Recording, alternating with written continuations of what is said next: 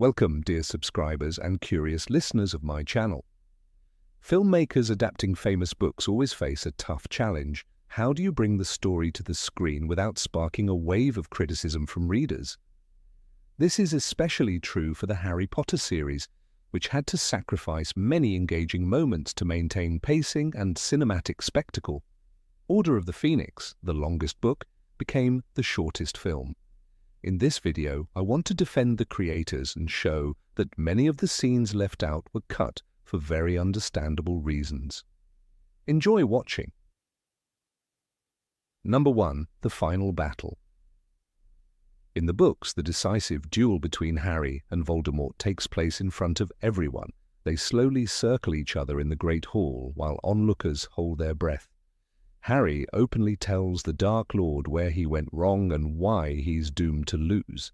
Voldemort attacks and fails. This scene is perfect for text, rich in dialogue, tension, and detail. But on film, that kind of finale risked losing its drama, turning into a long conversation. To avoid this, the filmmakers moved the duel to a more private setting and trimmed much of the explanation, heightening the atmosphere without lengthy speeches. Number 2. Harry walking into the forest alone. One of the book's most powerful scenes is when Harry realizes he must sacrifice himself and walks alone into the Forbidden Forest to meet his death. In the text, we follow his thoughts intimately, his fear, resignation, and determination. But film doesn't allow for direct internal monologues. The directors chose to change the scene. Harry says goodbye to Hermione and Ron, briefly explaining his plan. This let them convey the emotional weight of the moment to viewers while preserving its essence, even if some of the original atmosphere was lost. Number 3. Harry's rage. The end of Order of the Phoenix is devastating. Harry, who had just begun to hope for family, loses Sirius. In the book, he smashes Dumbledore's office in a furious outburst, and readers feel every word and emotion. In the film, this scene is absent, and that's probably the right call. Without Harry's internal narration, his destructive outburst would just look like a tantrum. For cinema, it's far more effective to show emotion through expressions and pauses rather than long monologues or wrecking rooms. Number 4. The Quidditch World Cup. In the Goblet of Fire adaptation, audiences never actually see the World Cup match. The film only shows Harry and his friends arriving and the aftermath. At first glance, this seems like a missed opportunity. The match was spectacular and vital for the atmosphere. But filming Quidditch is incredibly complex and expensive. Every minute of gameplay required massive effort and resources, while the plot didn't really hinge on the match itself. So they cut it to focus on the story's key events. Number 5. The Society for the Promotion of Elfish Welfare. House elves are an important theme in the books. Hermione founds a society to defend their rights after discovering that hundreds of unseen elves cook the food at Hogwarts. But for the film, this would have meant creating dozens of CGI characters and additional scenes that didn't advance the main plot. So this storyline was dropped, along with most references to house elves after Dobby's appearance in Chamber of Secrets. Number 6. All the Horcrux memories. In the books, Dumbledore shows Harry many memories about Voldemort's mother, his quest for relics, and his return to Hogwarts, seeking a teaching post. The filmmakers faced a choice: include it all and massively extend the runtime, or keep only what was essential. They chose the latter. This helped maintain the film's pace and kept the focus on the story's critical elements. Number 7. The Marauders' backstory. Prisoner of Azkaban was the first film to leave out a significant amount of detail.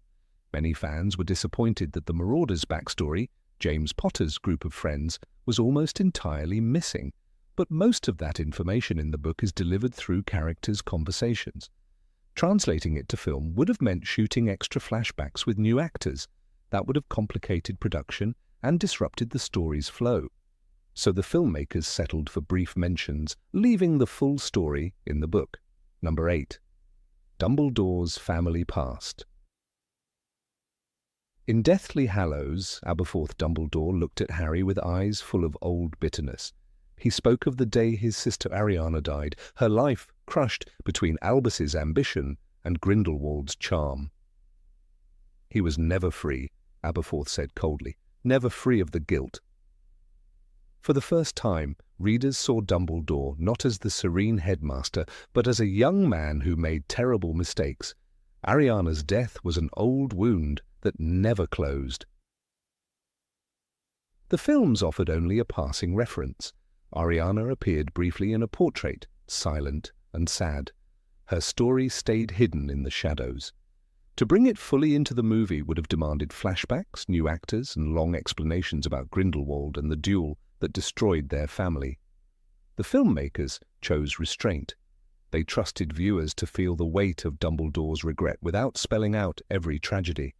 It was a fair choice. The heart of the war against Voldemort needed all the space it could get. Number 9. Neville's parents' tragic fate. In Order of the Phoenix, Neville Longbottom guided his friends through the crowded corridors of St. Mungo's Hospital. He stopped outside a small ward where his parents lay in silence. Alice Longbottom did not recognize her son.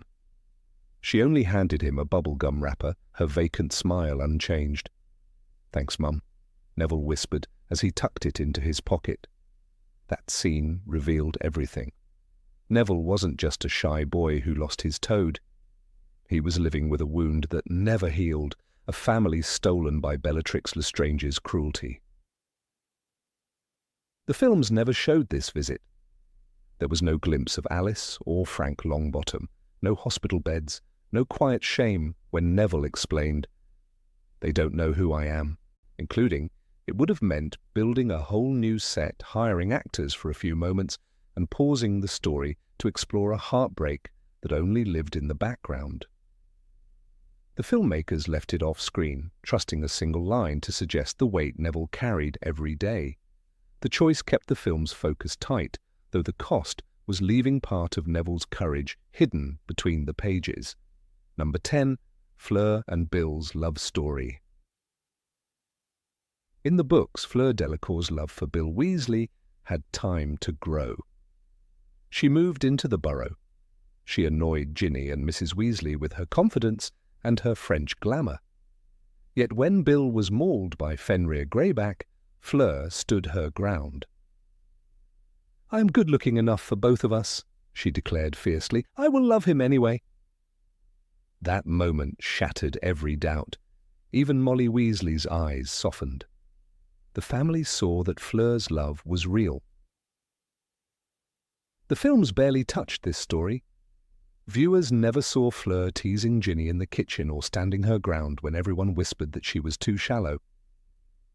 By the time Deathly Hallows Part 1 begins, Bill and Fleur are already engaged.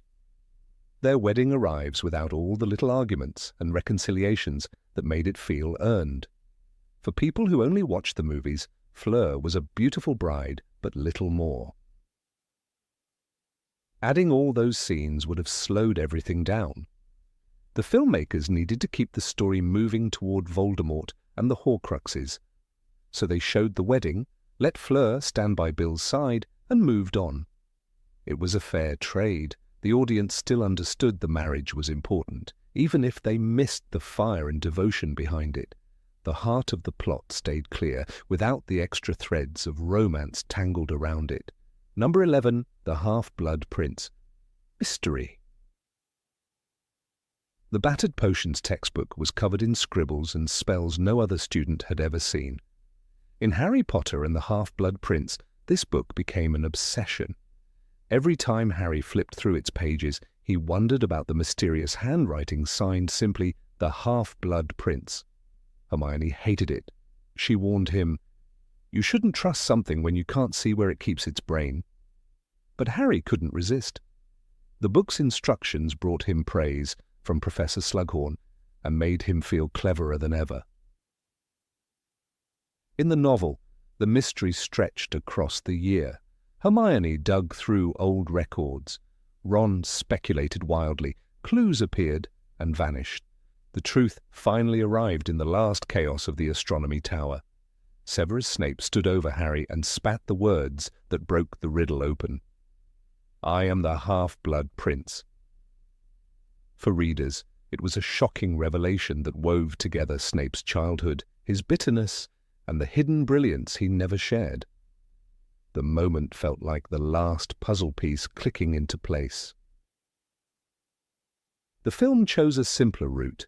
It kept only what was necessary to explain why Harry trusted the textbook. There was no long hunt for clues, no whispered debates in the library. The story moved quickly to Dumbledore's memories and the looming war. For a movie audience, slowing everything down to unravel the mystery would have drained the tension. The filmmakers made a clear choice. They gave the ending space to breathe, letting Snape's confession strike like lightning without all the pages of detective work behind it. Number 12. Percy Weasley, the prodigal son, returns.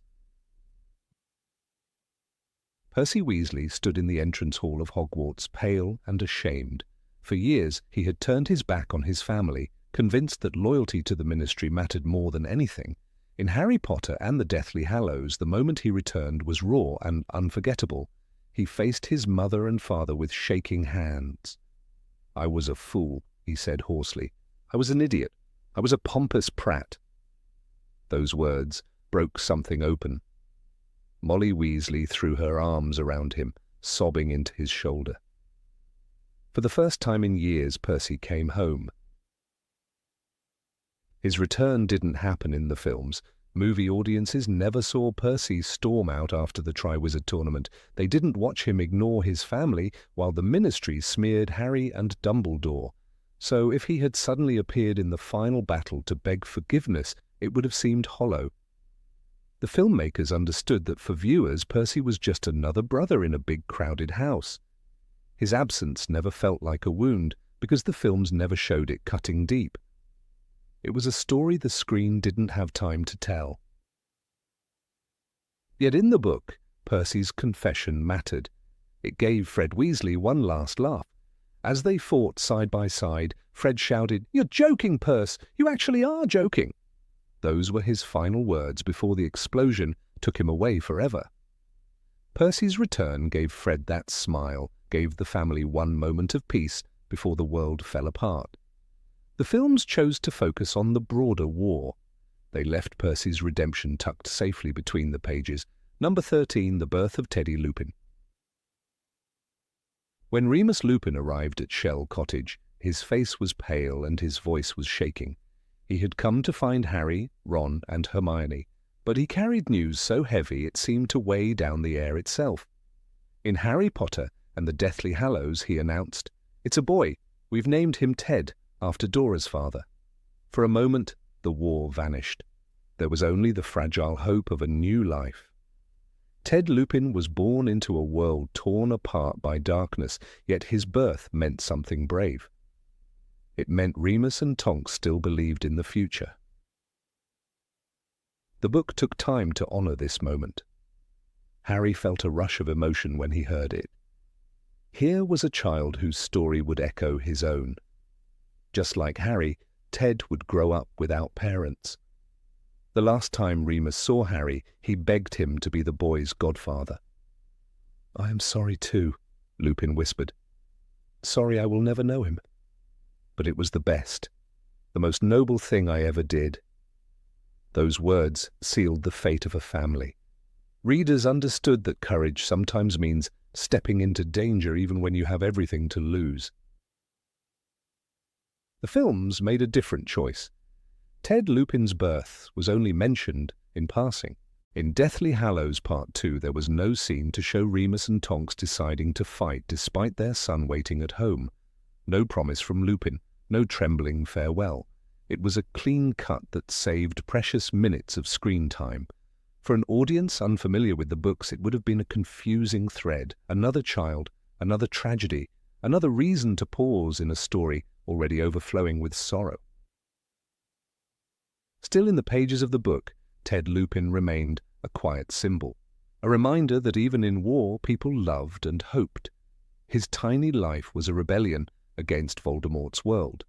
He carried in his name the memory of the father who never stopped fighting and the mother who died to protect what she believed in.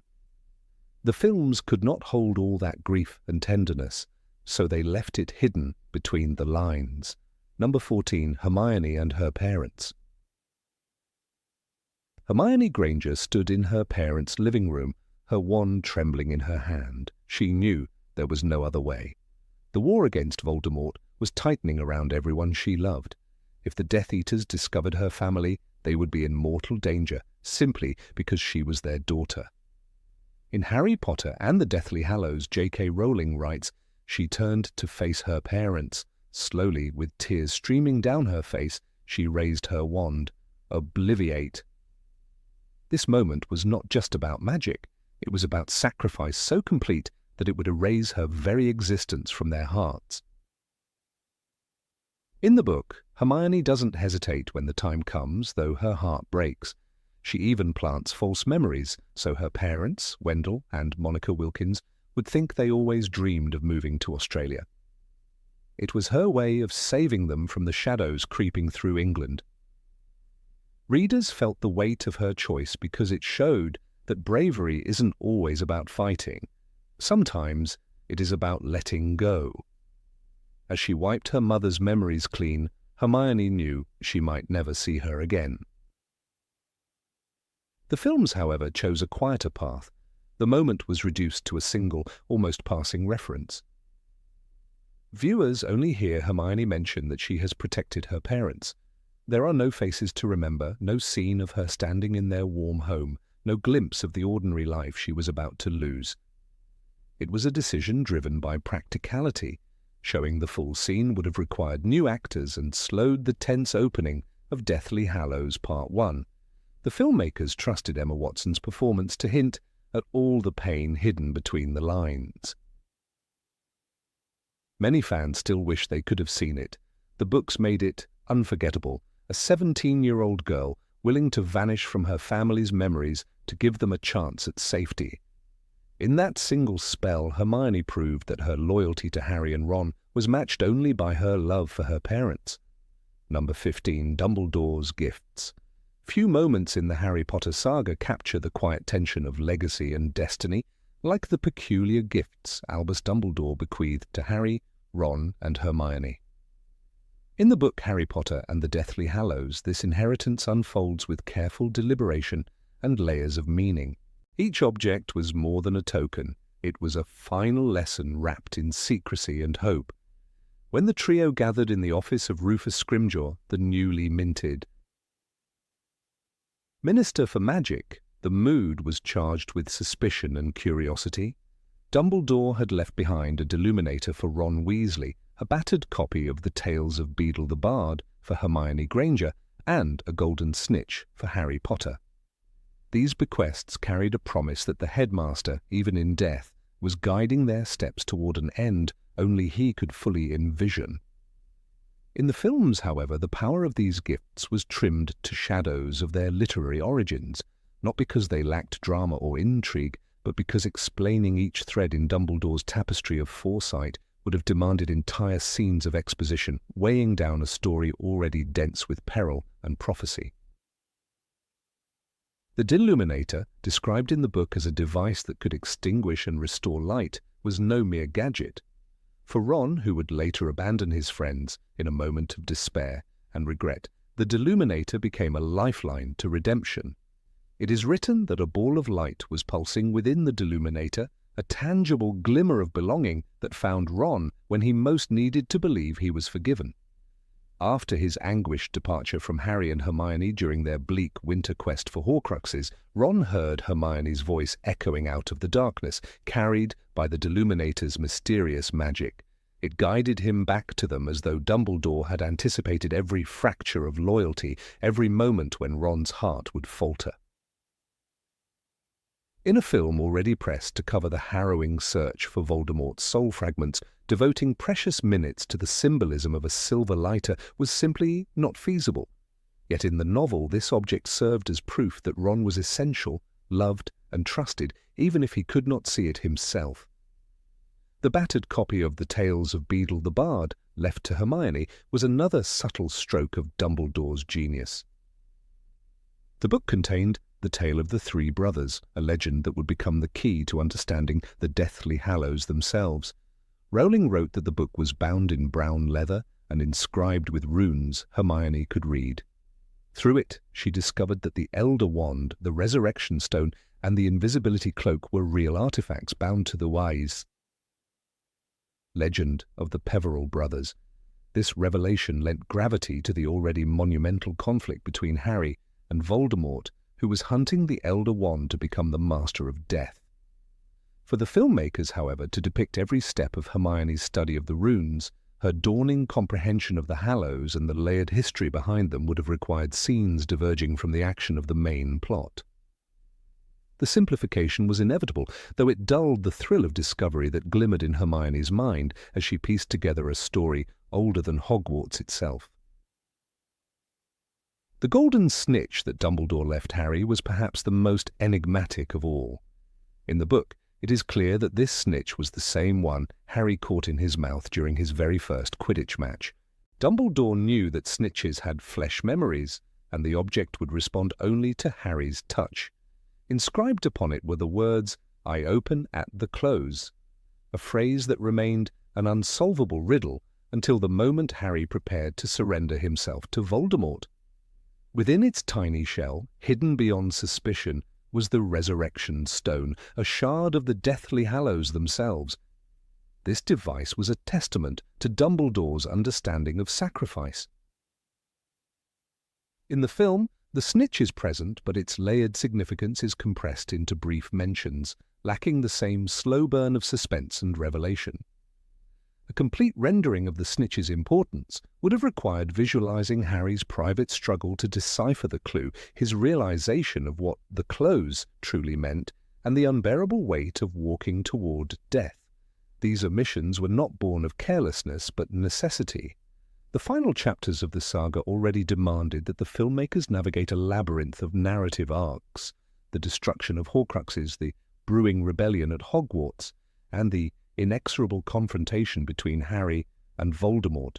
To include extensive scenes that illustrated the Deluminator guiding Ron, the book leading Hermione to the Hallows,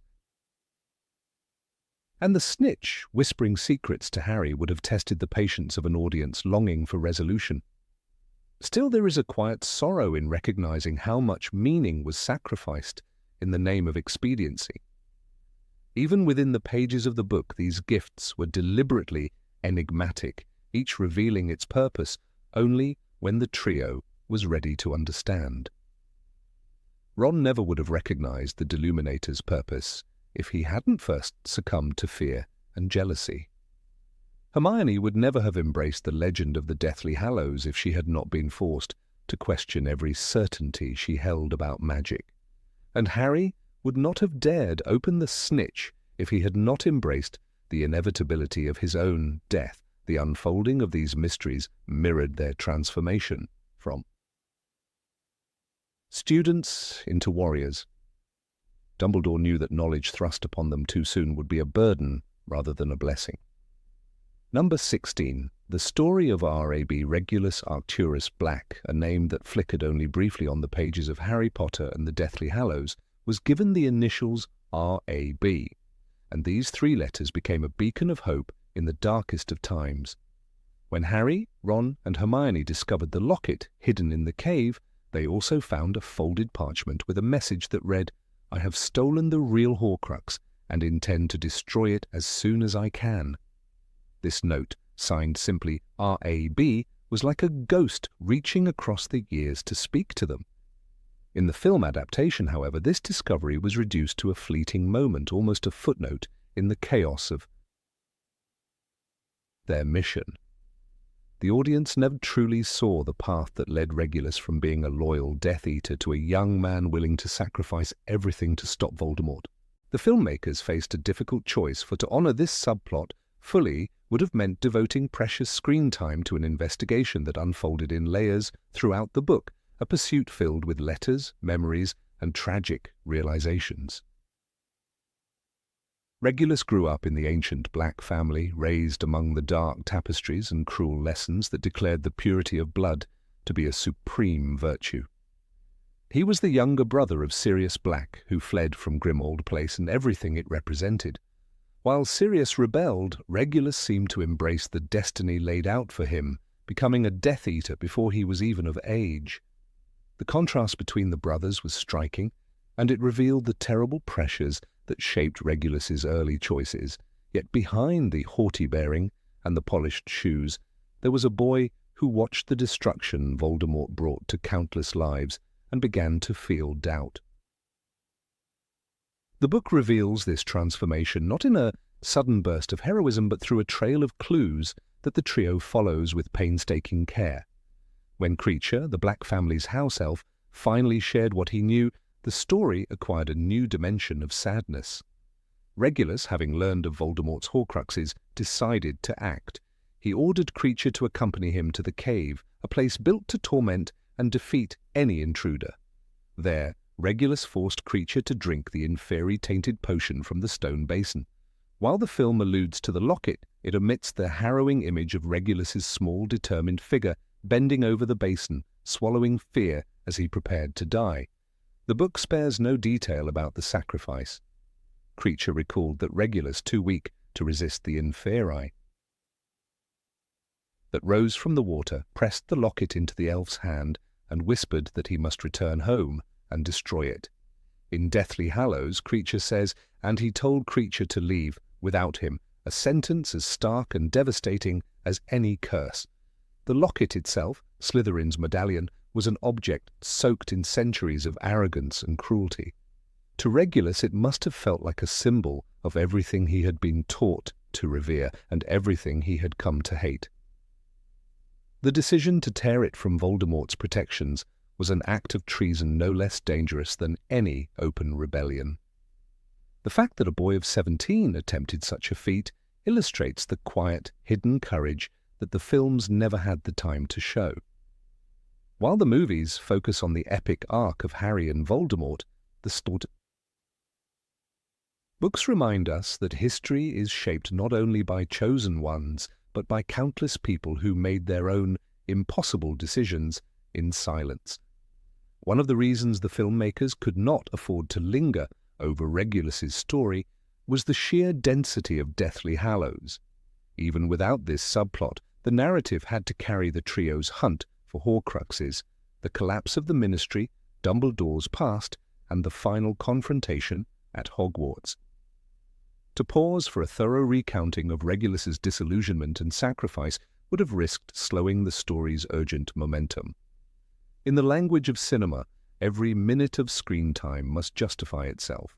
As much as Regulus deserved to be remembered, the films could only hint at his tragedy. The book provides a poignant moment when Harry, sitting in Grimmauld Place, begins to grasp who R.A.B. was. He remembers Sirius's bitter words about his family, the disdain that coated every mention of Regulus's name. Yet here was proof that Sirius's younger brother had not died a coward or a sycophant. He had chosen a fate that even Sirius never knew about. In Deathly Hallows, the line that captures this realization reads, "The brother he had thought a stupid little idiot had died a hero." Such a sentence could have been a beautiful moment on film, a chance to redeem a forgotten character, but the script had to favor Harry's quest, not the stories orbiting it. It is tempting to imagine how these scenes might have looked on screen. Regulus walking beside Kreacher, torchlight glinting off the stone walls, the hollow echo of waves in the cave, the metallic glisten of the locket as he slipped it into his pocket. Perhaps there would have been a flashback interwoven with Kreacher's testimony, a glimpse of the young man who finally saw Voldemort for what he was, but even these images, vivid in the imagination, would have required careful exposition to make them clear to viewers who never read the book. The filmmakers instead allowed Regulus to remain a mystery, known only through the initials and the locket's cursed weight. For some, this was a disappointment, a lost opportunity to enrich the narrative with another layer of moral complexity. Yet others saw it as a necessary concession to the limits of adaptation. No matter how skillfully the screenwriters wove the story, the emotional arc of the central trio had to remain the focus. There simply was no space to fully honor Regulus's path without sacrificing other elements. Number 17. Dumbledore's Funeral.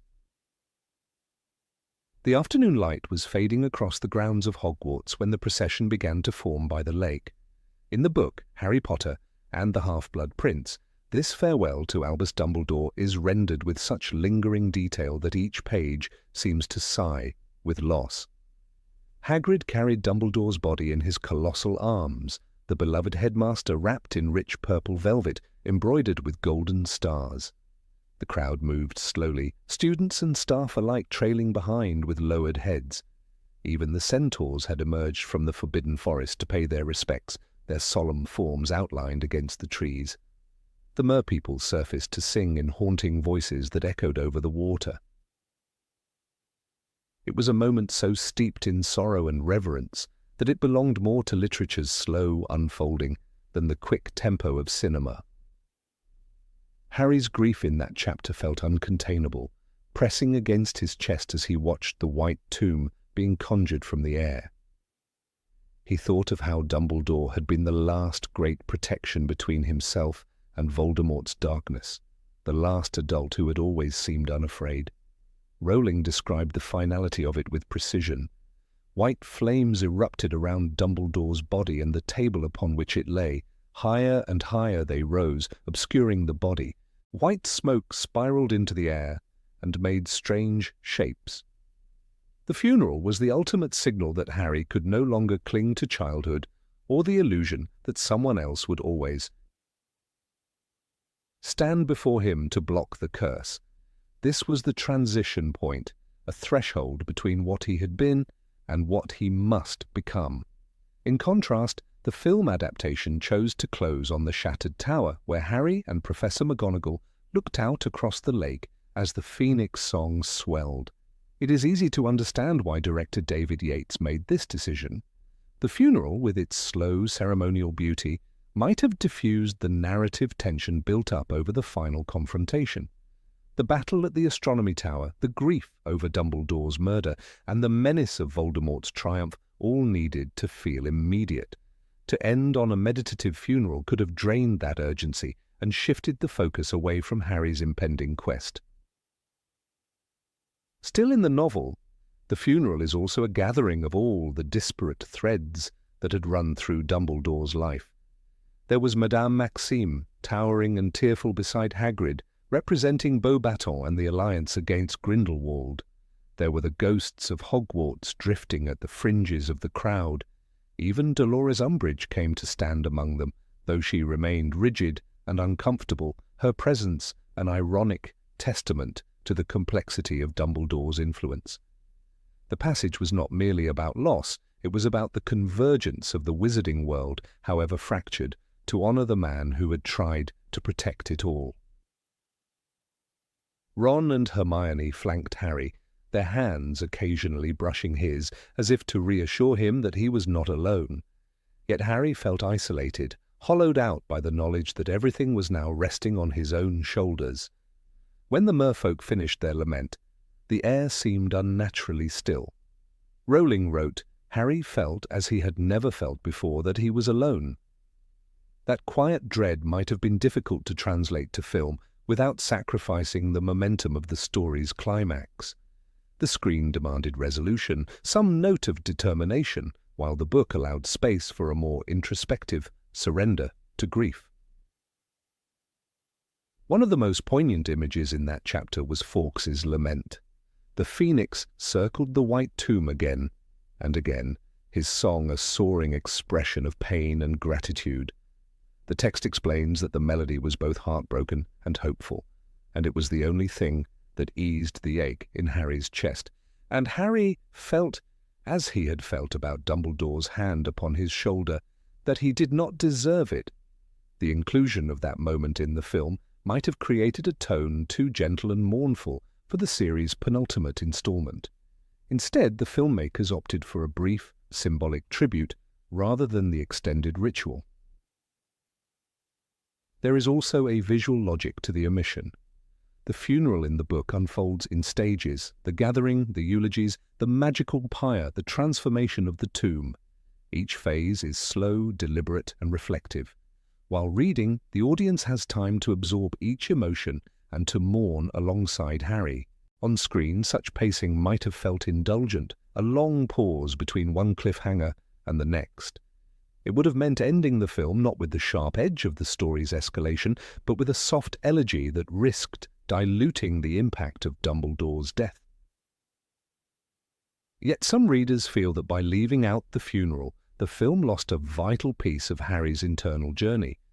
This was the moment when he turned away from Hogwarts not as a student, but as a soldier. It was here that he quietly resolved to leave behind the shelter of the castle to hunt for Voldemort's Horcruxes.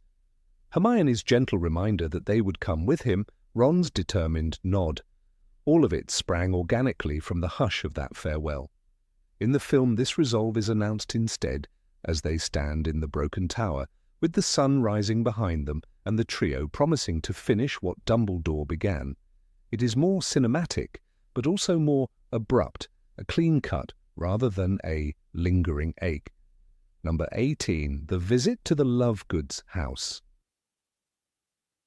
The visit to Xenophilius Lovegood's house was one of the most tense and unsettling moments in Harry Potter and the Deathly Hallows, and yet it remains largely abbreviated in the film adaptation. In the novel, J.K. Rowling meticulously paints the picture of the peculiar Lovegood residence, a tall, cylindrical tower on a hill, cluttered with odd magical objects where nothing felt entirely safe. The atmosphere shifted from curiosity to dread with alarming speed, creating a sequence that underscored how desperation could twist even the gentlest of souls. When Harry, Ron, and Hermione arrived, their goal was clear: to ask Xenophilius to explain the strange symbol they had seen so often.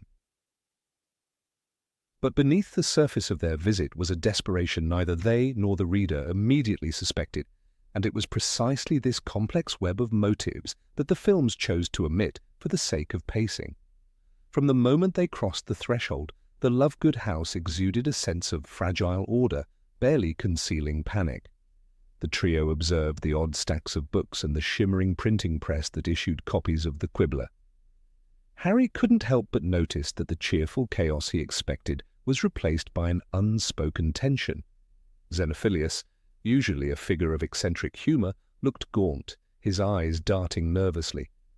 The book reveals how he tried to compose himself while boiling nettle tea, but his hand trembled as he set out cups. "You are sure Luna is all right?"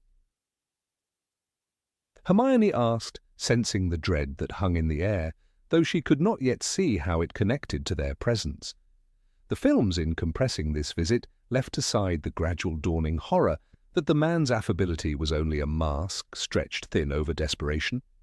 The illustration of the Deathly Hallows legend in the book became a captivating moment, filled with symbolism and ancient fear.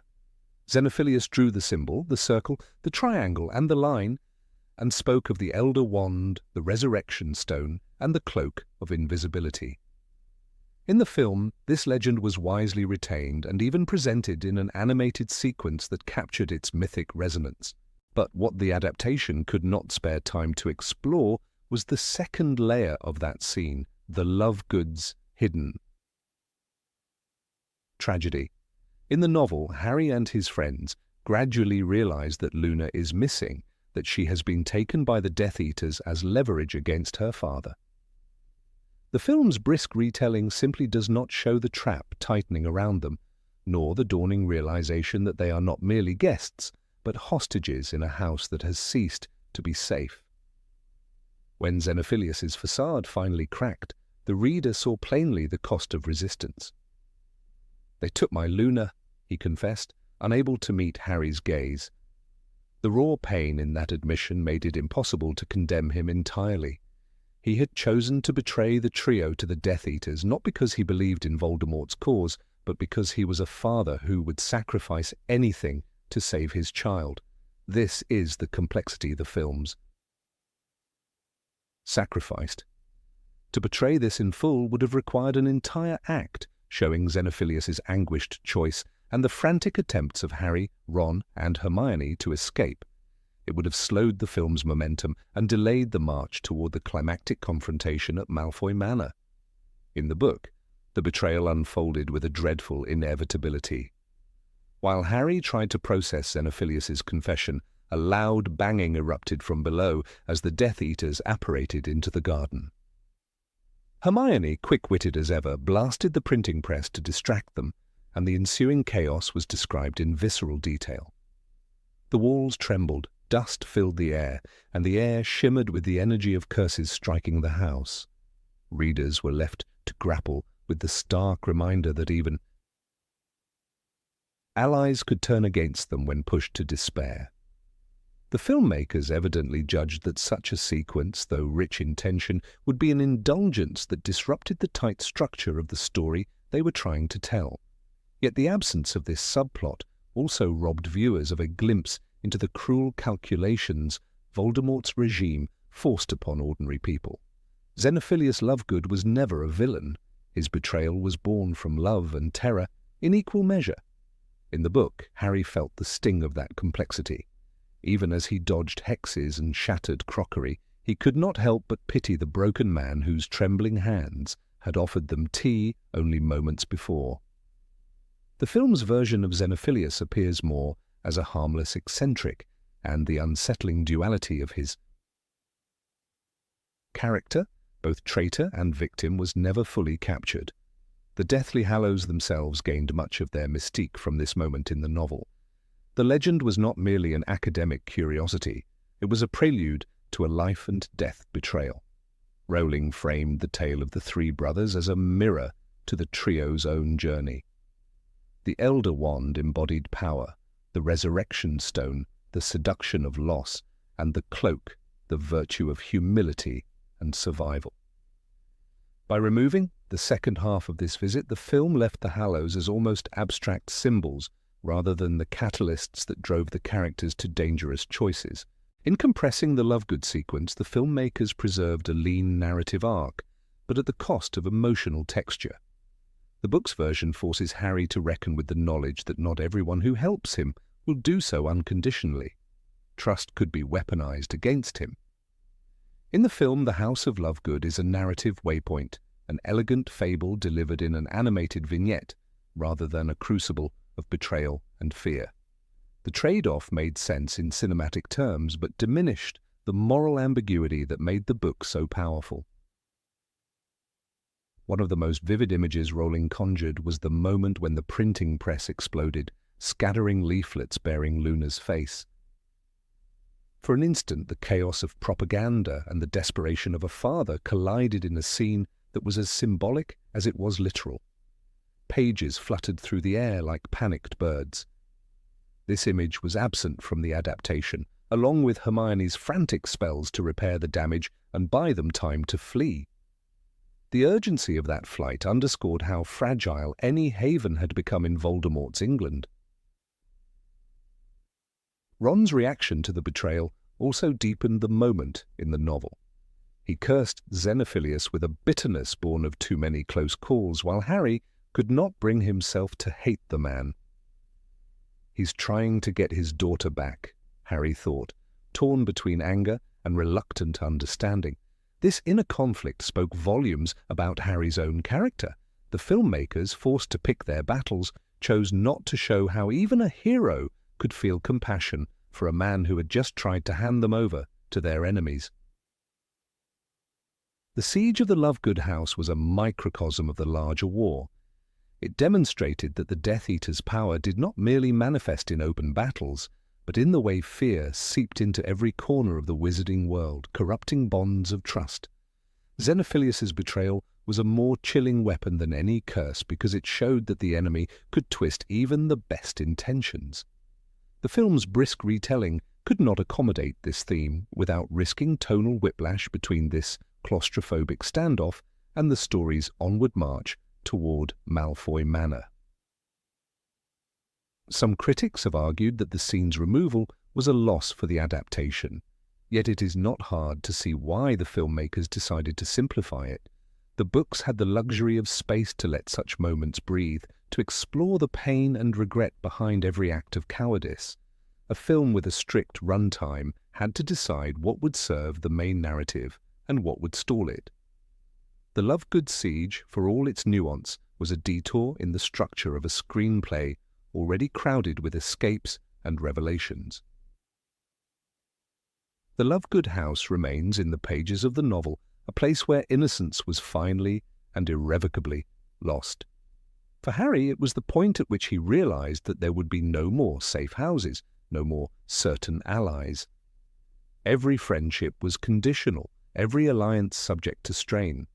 The Deathly Hallows were not merely treasures to be claimed, but symbols of the choices people made when tested beyond endurance. The film adaptation, by necessity, told the story in cleaner strokes, but in doing so, it sacrificed the raw humanity of a father's terror and the trio's shock when trust collapsed into betrayal. Number 19. Harry and Cho Chang's relationship. In the vast and often turbulent sea of Harry Potter's 5th year at Hogwarts, the novels dedicate a surprising number of pages to the fragile, sometimes exasperating relationship between Harry and Cho Chang, a storyline the films all but abandoned. This was not merely a passing teenage fancy scribbled between duels and prophecies. J.K. Rowling drew out every awkward heartbeat, every stammered confession, and every impulsive misstep that made Harry's first real romance feel painfully authentic. The book Harry Potter and the Order of the Phoenix chronicles in detail the blooming and swift withering of their affection, and these nuances remain largely invisible on screen. In the text, Cho is not simply a pretty girl Harry kisses once beneath the mistletoe.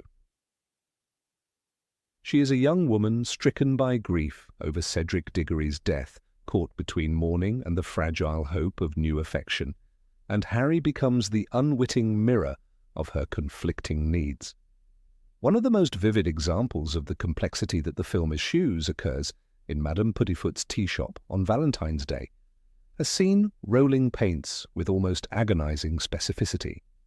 Harry sits with Cho amid frilly laced doilies and ornamental cherubs that sprinkle confetti upon them, a setting that underscores how ill-prepared he is to navigate the terrain of romance. He feels suffocated by the saccharine atmosphere and Cho's rising expectations. The text describes his discomfort with almost comedic clarity. He had been looking forward to this all week, and now that it had arrived, he wished he were back at school in the library. This sentence alone encapsulates the paradox of first love, its thrill and its terrible awkwardness. The films, in contrast, spare audiences the prolonged agony by reducing this encounter to little more than a passing allusion to a kiss, then briskly moving along to matters of darker consequence. The novel does not shy away from showing how Cedric's memory hangs between them like an unspoken accusation. Cho's grief fuels her jealousy and vulnerability, emotions that Harry neither understands nor effectively consoles. When Cho brings up Cedric in the tea shop, her voice trembling with unshed tears, Harry recoils. "I didn't mean, I just thought you'd rather talk about something else," he tries to explain. But she cannot simply set aside her sorrow, and Harry's clumsy attempts at reassurance leave her more hurt.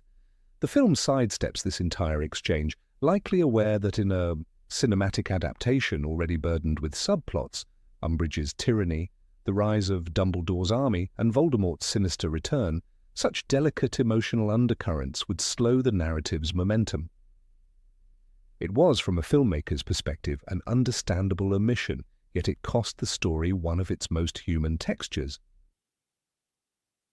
Harry's dynamic with Cho reveals him as far more than the chosen one. In the book, he is a boy grappling with feelings he is ill-equipped to articulate. Their interactions illustrate how trauma reverberates long after the tragedy itself. Cho is torn between needing Harry to validate her grief and resenting him for surviving where Cedric did not. The tension culminates in a fight where Cho accuses Harry of wanting to spend time with Hermione Granger instead of her. Harry's confusion and frustration are laid bare as he tries and fails to explain that Hermione is only a friend and confidant. "You'd rather be with her," Cho cries, her tears falling onto her butterbeer.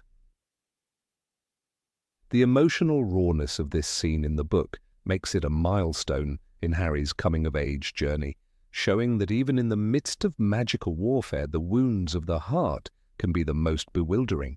Perhaps the most illustrative moment of their unraveling comes not in a grand confrontation, but in the quiet collapse of understanding. After the disastrous date, Harry finds solace in a conversation with Hermione, who tries to explain Cho's perspective. Hermione tells him plainly that Cho is feeling very sad because of Cedric dying. Then she's feeling confused because she likes Cedric and now she likes you, and she can't work out who she likes best. Then she's feeling guilty, thinking it's an insult to Cedric's memory to be kissing you at all. In the book, this layered explanation provides a mature counterpoint to Harry's adolescent bewilderment, reminding readers that grief does not obey the logic of propriety or the clean divisions of loyalty. On screen, however, Hermione offers only the briefest nod to Cho's sorrow before the script sweeps the issue aside. This condensation of Harry and Cho's romance into a single kiss and a vague sense of awkwardness reflects a deliberate creative choice. The filmmakers prioritize the escalating threat of Voldemort and the political corruption of the Ministry of Magic, which left little room for teenage heartbreak in all its prosaic, time-consuming detail. In a 2-hour runtime, every scene must earn its place by driving forward the core conflict, and while Harry's romance certainly colors his 5th year, it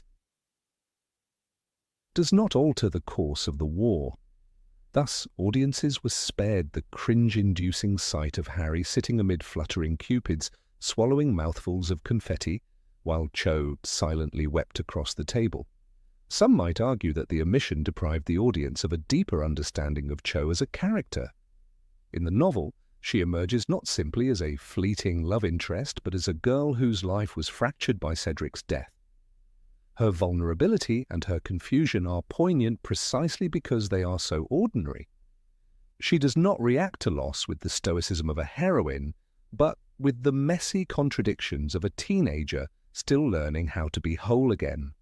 The film's reduction of her role to that of a brief distraction flattens her arc into near invisibility.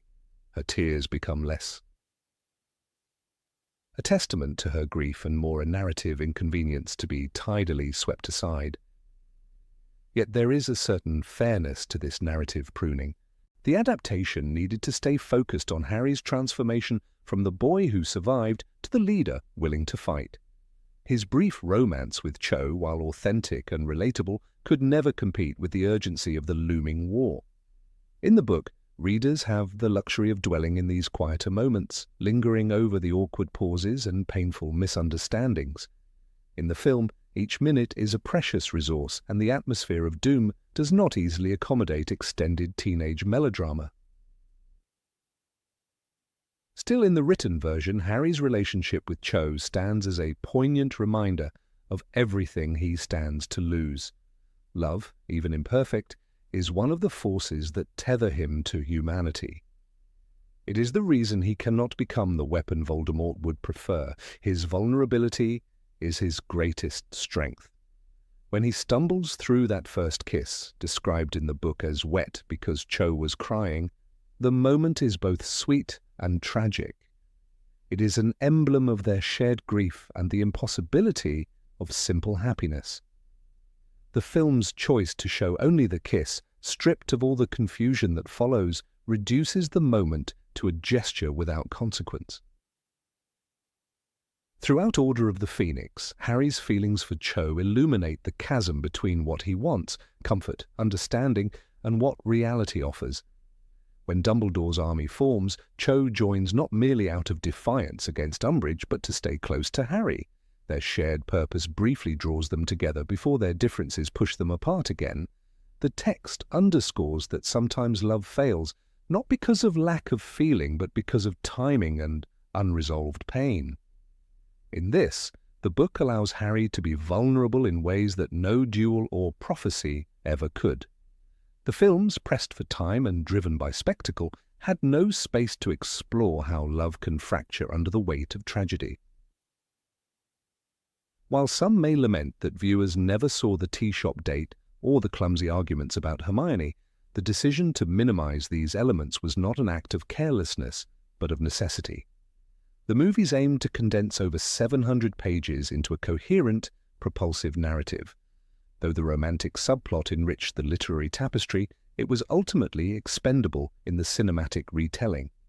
Even so, the book's portrayal of Harry and Cho's doomed courtship remains one of the series' most honest examinations of grief, desire, and the inexperience of first love.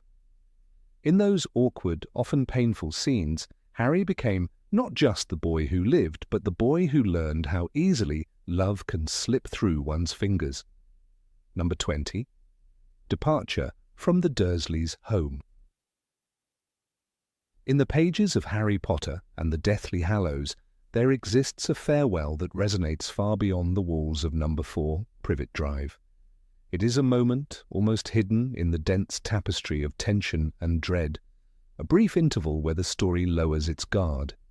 The Dursleys, so often painted as cruel caricatures, are granted a touch of frail humanity as they prepare to leave their home to escape Voldemort's reach. When Harry stands with Dudley in the hallway, there is no sarcasm, no petty insults, only an awkward gratitude that reveals the complexity of their shared childhood. The boy who once delighted in tormenting Harry now extends a clumsy olive branch. In the book, J.K. Rowling writes that Dudley held out his large pink hand, and Harry took it, startled by the gesture. This handshake marks the end of years of resentment, symbolizing that Dudley, at least, has begun to grow beyond the small-minded cruelty he inherited from his parents. It is a passage that catches the reader off guard, a reminder that in times of mortal danger, even the pettiest grievances can fall away. When the filmmakers chose to exclude this scene, they sacrificed something tender, but did so for a reason that reflects the demands of cinematic storytelling.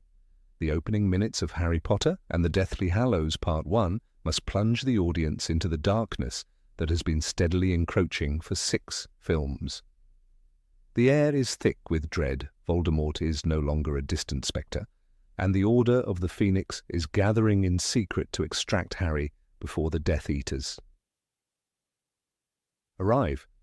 Every beat is designed to convey urgency. The escape sequence with the 7 Potters, complete with broomsticks and curses hurled across the sky, must feel like an ambush. To pause this tension for Dudley's redemption could have softened the edges of terror the filmmakers were determined to maintain. The rhythm of cinema is different from that of prose. Films have little patience for quiet epiphanies in the middle of a storm. Yet in the book, that very contrast between fear and forgiveness enriches the scene. Harry, who has been treated like an unwanted stray for nearly 17 years, finds that even Dudley has glimpsed something worth acknowledging in him. Rowling writes, "I don't think you're a waste of space." That small declaration is a revelation. Dudley's words, so clumsy and insufficient, are all the more affecting for their simplicity. He cannot articulate any more, and he does not try. The moment is as close to an apology as Dudley will ever manage. To Harry, it is enough. A soft note before the final battle begins. It matters because it confirms that Harry has left a mark on even those who failed to love him.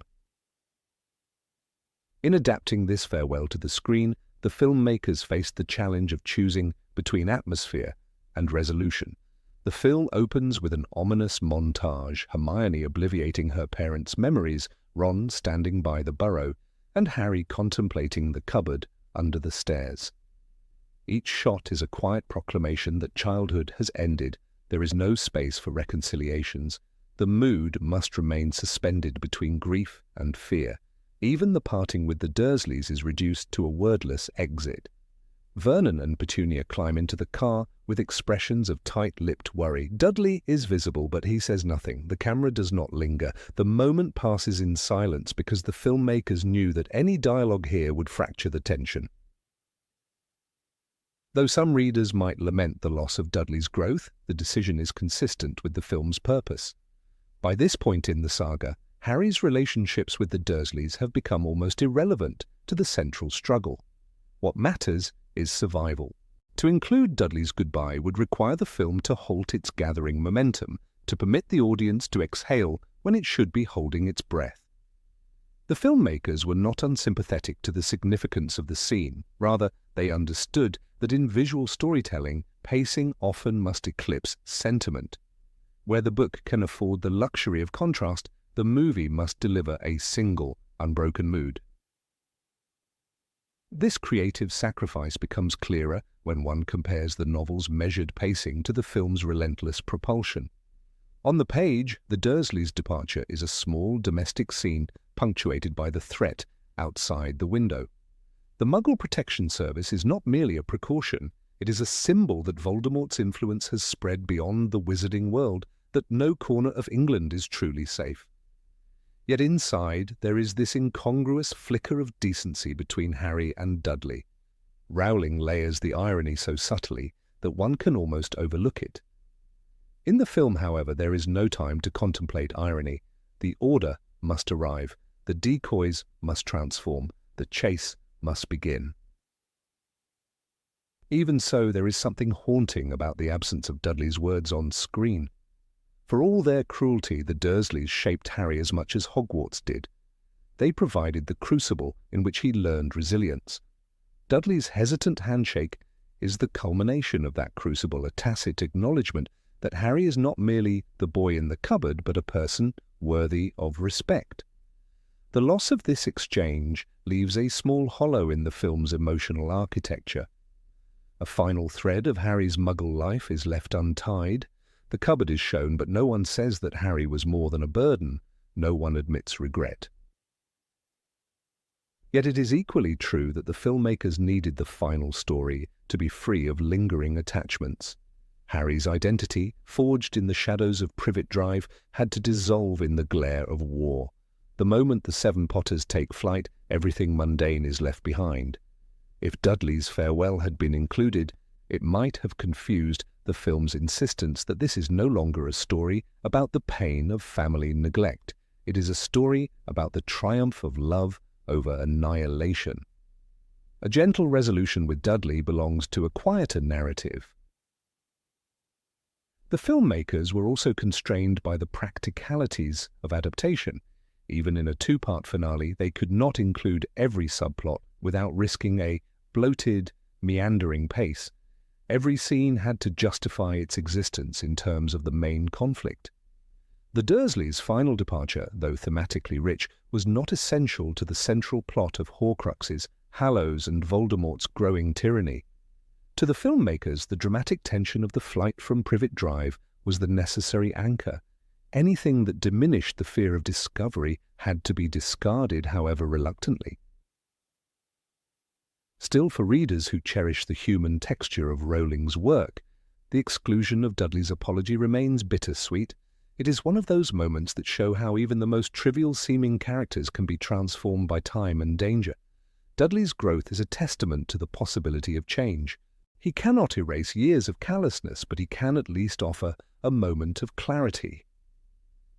In the book, when he says, "I don't think you're a waste of space," he is not only speaking to Harry, but also confronting the limits of his own upbringing. It is a rare instance of a secondary character breaking free of the narrative that first defined him. By the time the film launches into the thunderous pursuit of broomsticks and spells, the audience is immersed in a story where any softness could feel out of place. The Seven Potters sequence is a declaration that the rules have changed, that the war is no longer a distant fear. Including Dudley's quiet decency might have softened this declaration, might have allowed a glimmer of comfort when none was meant to be felt. The film's refusal to linger on sentiment is part of why its opening works so effectively as an overture to the final conflict. There is, of course, an argument to be made that some warmth would have only made the darkness sharper by contrast. A brief reconciliation between Harry and Dudley might have underscored what was at stake, the loss of ordinary, imperfect humanity in the face of absolute evil. But the filmmakers gambled that the audience would better understand this loss through the relentless tone rather than through a single, awkward goodbye. They trusted the viewers to carry the knowledge of the books in their hearts, to remember the Dudley who, however belatedly, recognized Harry's worth. In the end, the absence of this scene is a reminder that adaptation is always a negotiation. No film can reproduce every nuance of a novel. Choices must be made, and sometimes those choices mean excising moments that would have offered resolution. The filmmakers judged perhaps rightly that the urgency of Voldemort's threat left no room for Dudley's halting words. The film begins as it intends to go on, with no safe harbours, no sentimental pauses, only the coming storm. Number 21, the House Elves' Revolt at Hogwarts. In the shadowed halls of Hogwarts, where portraits murmured warnings and the tapestries fluttered as if sensing impending doom, the last stand against Lord Voldemort raged with a fury no one had imagined. Yet hidden in the folds of this sprawling battle was a moment that the films never dared to show, a moment when the House Elves, creatures so often dismissed as mere servants, seized their chance to declare their loyalty and their anger in equal measure. While Harry Potter, Ron Weasley, and Hermione Granger prepared to confront Voldemort himself, deep beneath the Great Hall, the House Elves gathered in the kitchens, trembling not with fear, but with resolve. Kreacher, the ancient elf who had once scorned Harry and clung to the memory of his cruel mistress, stepped forward to rally them. In Harry Potter and the Deathly Hallows, the narration made this scene vividly clear. And now Harry saw Kreacher leading a charge of elves, wielding kitchen knives and cleavers like tiny, vengeful warriors. This was no accident of circumstance, but a deliberate rising of those who had always been expected to serve and never to fight. The House Elves' rebellion did not emerge from nowhere. For months, Kreacher had transformed under Harry's reluctant kindness, shifting from a bitter, muttering creature into a figure almost noble in his purpose. When Harry gave him Regulus Black's locket as a sign of gratitude, Kreacher's allegiance crystallized. This detail in the books carried powerful symbolic weight, an echo of how respect could undo centuries of prejudice. The locket became not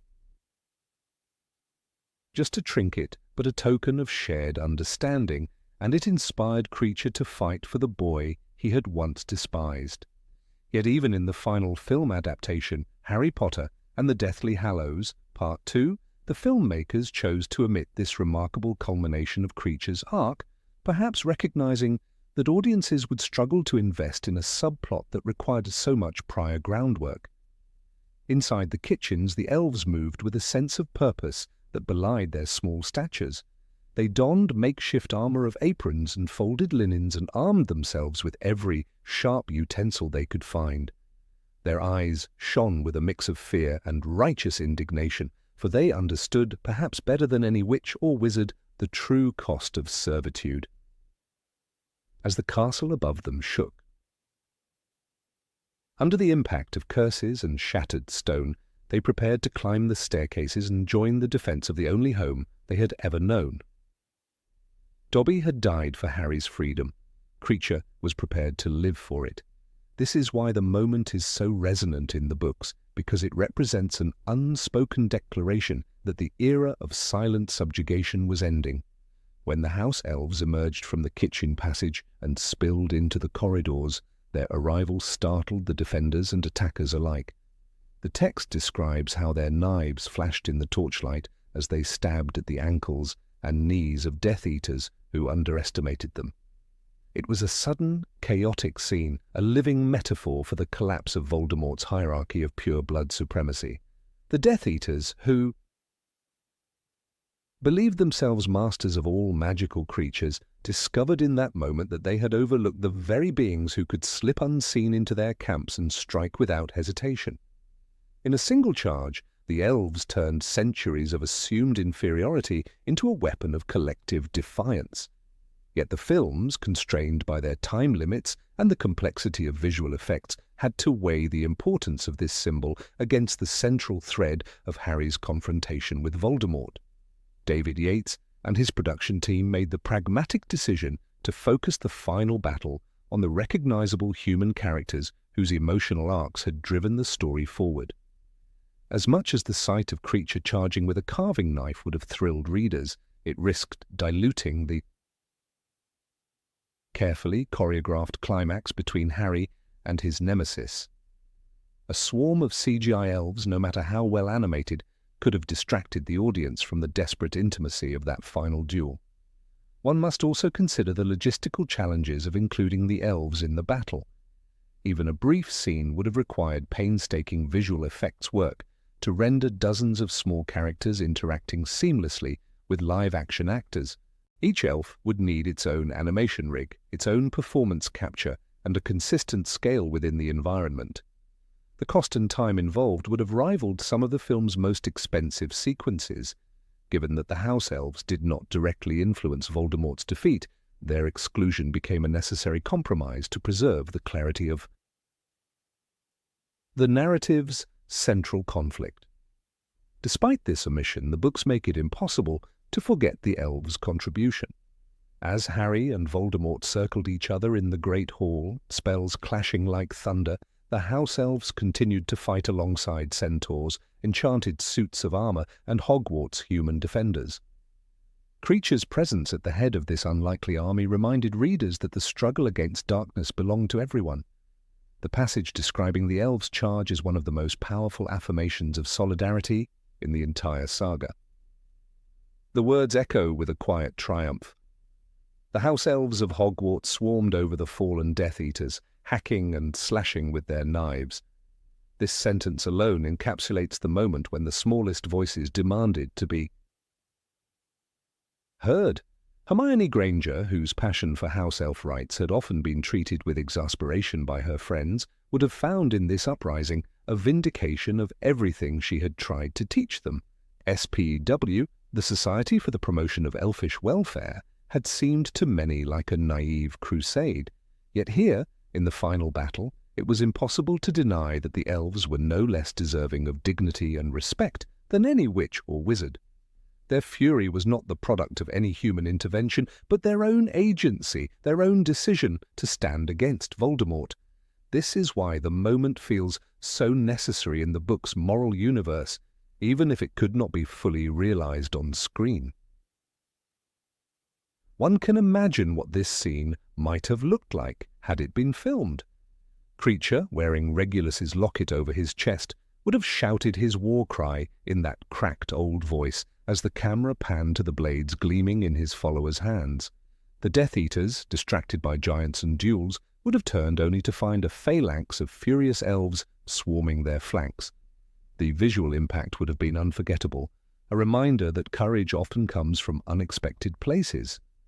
But the narrative burden of explaining this moment to viewers unfamiliar with the elves' backstory would have slowed the pacing of an already intricate finale. While some critics argue that the omission of the elves diminishes the inclusive message of the story, it is more accurate to see it as a trade-off dictated by the demands of cinema. A film must make choices about which moments to elevate and which to leave implied. In focusing on the bond between Harry and Voldemort, the filmmakers preserved the emotional through-line that audiences had followed for a decade. The elves' bravery remains intact in the books, ready to be discovered by readers willing to delve deeper into the hidden corners of Rowling's world. Perhaps the most striking aspect of the House Elves' stand is how it reframes the notion of heroism. For much of the series, heroism is embodied by wizards with wands and prophecies, by chosen ones and great destinies. But the elves shatter that assumption in a single, furious surge. They did not need prophecy to act. They needed only the conviction that Voldemort's vision of domination could not be permitted to prevail. In that sense, their rebellion stands as a counterpoint to the more celebrated acts of defiance performed by wizards. It is the triumph of ordinary beings armed with nothing but kitchen blades and unyielding resolve. When the dust of the battle finally settled and the survivors began to count the cost of victory, no one could deny that Hogwarts had been defended by every soul within its walls. Witches, wizards, centaurs, house elves, and ghosts all contributed to the downfall of the Dark Lord. The films, in their necessary streamlining, left out the elves' charge, but the books preserved it as a testament to the power of collective resistance.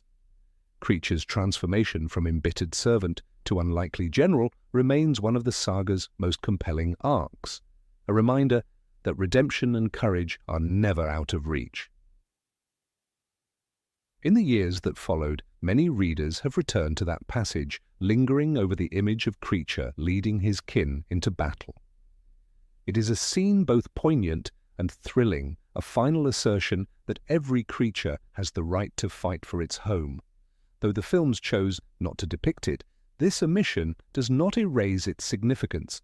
Instead, it offers a hidden treasure to those who explore the books in search of every glimmer of defiance and hope. Number 22. Harry's Talk with Grindelwald. In the vast labyrinth of Harry Potter's final journey, there is a passage in the Deathly Hallows that many readers still consider one of the most quietly powerful moments. Harry's unexpected encounter with Gellert Grindelwald, the fallen dark wizard who once held the Elder Wand in his grasp. When Harry climbs the cold, echoing stairs of Nurmengard, the fortress Grindelwald built to imprison his enemies, and where he himself ended up incarcerated, it feels as though history itself is holding its breath. Behind the thick iron door, Grindelwald is no longer the fierce sorcerer who once terrified Europe, but an old man, hollowed by age, and regrets he will never confess in full. Rowling paints the scene with a restrained melancholy that the films, for understandable reasons, decided not to recreate on screen. Though brief, this meeting lays bare the hidden theme of redemption, a contrast to Voldemort's complete absence of remorse. In the darkness of the cell, Harry stands across from the man who had been Dumbledore's friend, perhaps even something more, and the architect of the first terror that swept the wizarding world. Yet Grindelwald, whose name alone could chill hearts decades later, refuses to betray Dumbledore's secret or the wand's final resting place. The cinematic adaptation of Deathly Hallows omits this pivotal encounter, and one can see why. At the narrative peak, when the plot is racing toward the showdown between Harry and Voldemort, pausing to introduce an elderly villain who has never appeared in the previous films would have risked fracturing the story's momentum. To those unfamiliar with the lore, Grindelwald's sudden appearance could have seemed like an unnecessary detour, a confusing interlude before the climax everyone had waited for. But in the book, this moment is layered with meaning. Grindelwald's refusal to help Voldemort, even under threat of death, is as close as he ever comes to an apology for the arrogance and cruelty of his youth. When Voldemort confronts him later, Grindelwald tells him, "Kill me then. I welcome death, but my death will not bring you what you seek." The defiance is not born of pride alone. It is also a final act of defiance in defense of the fragment of Dumbledore's memory he still treasures.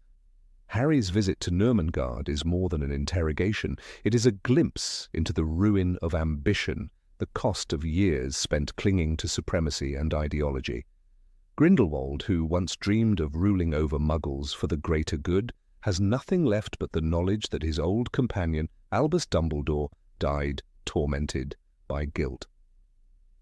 In this shadowed cell, Harry understands that power without conscience consumes everything. Yet this idea, as compelling as it is, might have muddled the film's central arc if adapted faithfully. The movie needed to keep its focus on Voldemort as the unambiguous embodiment of evil, introducing a rival dark wizard who had, in some sense, repented could have blurred that clarity.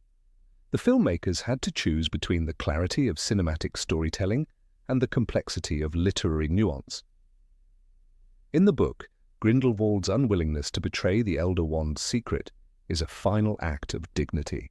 Though he and Voldemort are often compared, in this instant Grindelwald proves he is capable of feeling shame and perhaps affection. Some fans speculate that his words were an effort to protect Dumbledore's legacy, a subtle penance for the destruction he helped sow. This tension, the possibility of redemption, casts Grindelwald in a different light from Voldemort, who never feel regret, only hunger for immortality. For readers, The scene is an arresting counterpoint to the darkness closing in on Hogwarts. For viewers, it might have been an unwelcome distraction from the film's central conflict. In literary form, the moment works because it is quiet and reflective.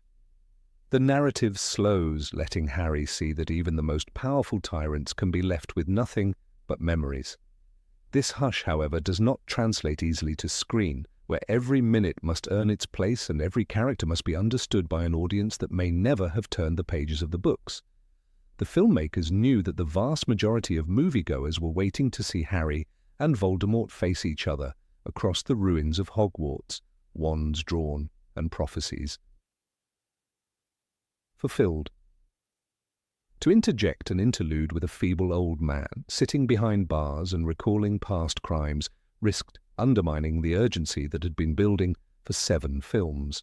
The conversation at Nurmengard also adds philosophical depth that may have felt too abstract in the cinematic version. Grindelwald's refusal to surrender the wand is not merely an act of spite, it is an acknowledgement that some things are worse than death. He will not assist Voldemort because he sees in Voldemort the same monstrous pride that once consumed him. Grindelwald's shame becomes a mirror in which Harry glimpses what he himself could become if he allowed vengeance to define him.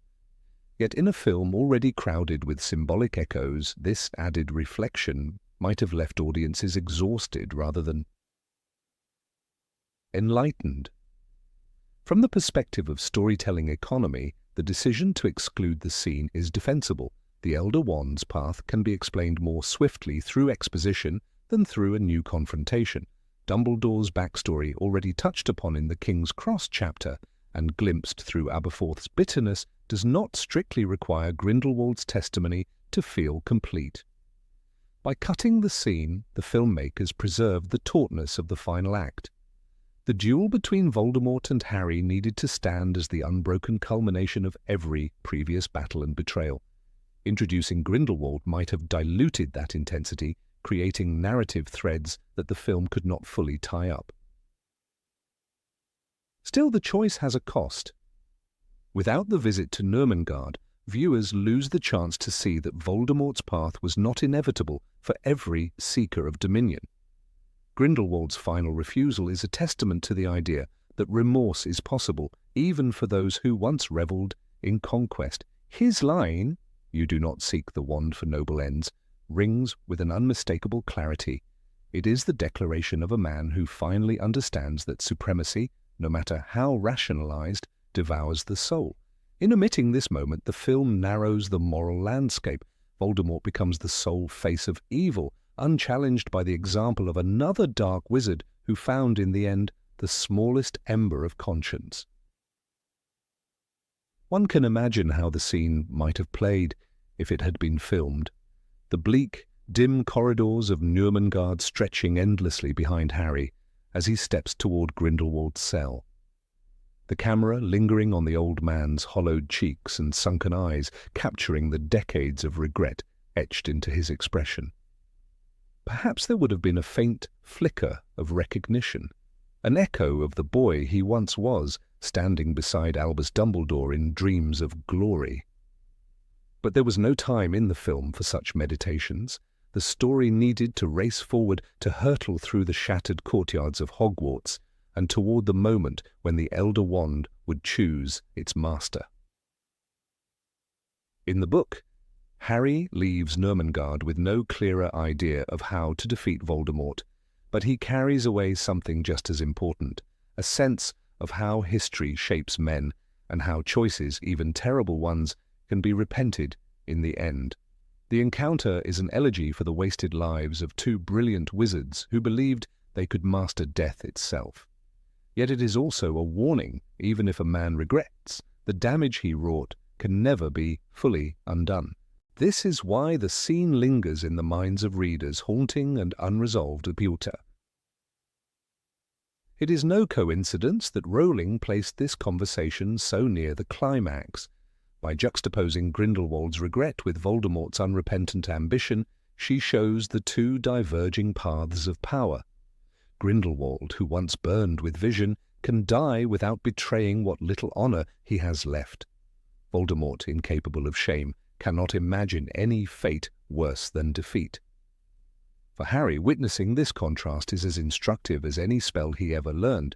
It prepares him to face the final choice, to kill out of hate or to defend out of love. Perhaps the film's most persuasive reason for excising the scene is simple. Grindelwald's complexity would have required more time than the story could spare. In a book, nuance can unfold in quiet paragraphs and thoughtful reflection. In a film, nuance demands precious minutes and risks confusing the uninitiated. Yet those who have read the passage can never forget the sight of Grindelwald's dim cell and the knowledge that even in the last hour he chose to protect a secret for reasons no one fully understands. Number 23, the scene in Dumbledore's office after the battle.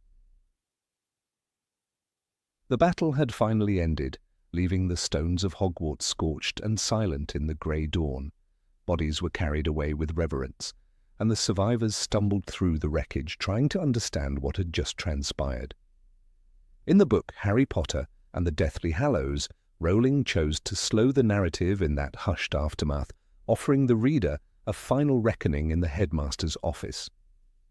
Here, high above the shattered courtyards, Harry stood beneath the watchful portraits of long-dead headmasters, ready to share secrets that had burdened him for so long. The films did not show this scene. Instead, they allowed the story to close on simpler images, as if the tangled web of Horcruxes and Elder Wands were best left to fade in the background. It was a fair decision, some would argue, because after the spectacle of Voldemort's fall, audiences needed release, not another hour of expository conversation. But in the book, that conversation was indispensable, the final catharsis of all that Harry had endured. He spoke there with Professor McGonagall and the others, finally revealing why he had marched into the Forbidden Forest to meet death without a fight. He described the hidden fragment of Voldemort's soul that had lodged itself inside him, explaining that only by dying willingly could he destroy that last piece and make Voldemort mortal. "I was ready to die," the text declares, and this single sentence held the power of everything Harry had become, a boy who had been marked as a weapon and finally chose to lay it down. The headmaster's office became a confessional, a place where grief was tempered by the quiet astonishment of those who listened. For all the chaos of the battle, the moment was intimate and resolute. One of the most delicate revelations was about Severus Snape. In the books, Harry recounted what he had seen in Snape's final memories, how the man who had tormented him for years had in truth been motivated by love and remorse. The films touched on this, of course, in Snape's dying vision of Lily Evans cradling her infant son. But they never showed Harry explaining to others how Snape's sacrifice had woven itself through the entire war. In the headmaster's office, the professors finally understood that Dumbledore had trusted Snape until the very end. "He was Dumbledore's man," Harry insisted. And the simple phrase shifted the perception of a figure everyone had despised. This shift was crucial to the books, offering a form of collective absolution for a man who could never redeem himself in life. The Elder Wand lay in Harry's hands as he spoke.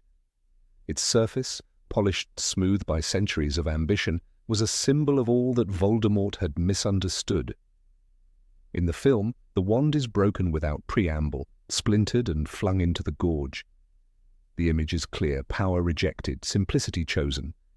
But the book gives a different closure.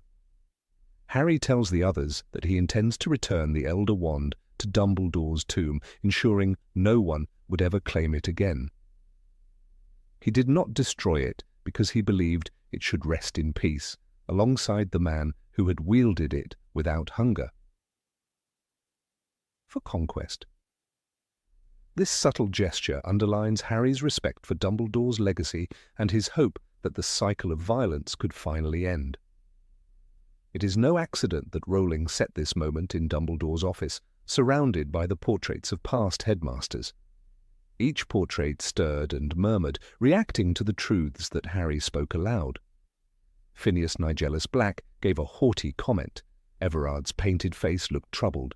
This chorus of Hogwarts history bore witness to the moment the school was reclaimed from darkness.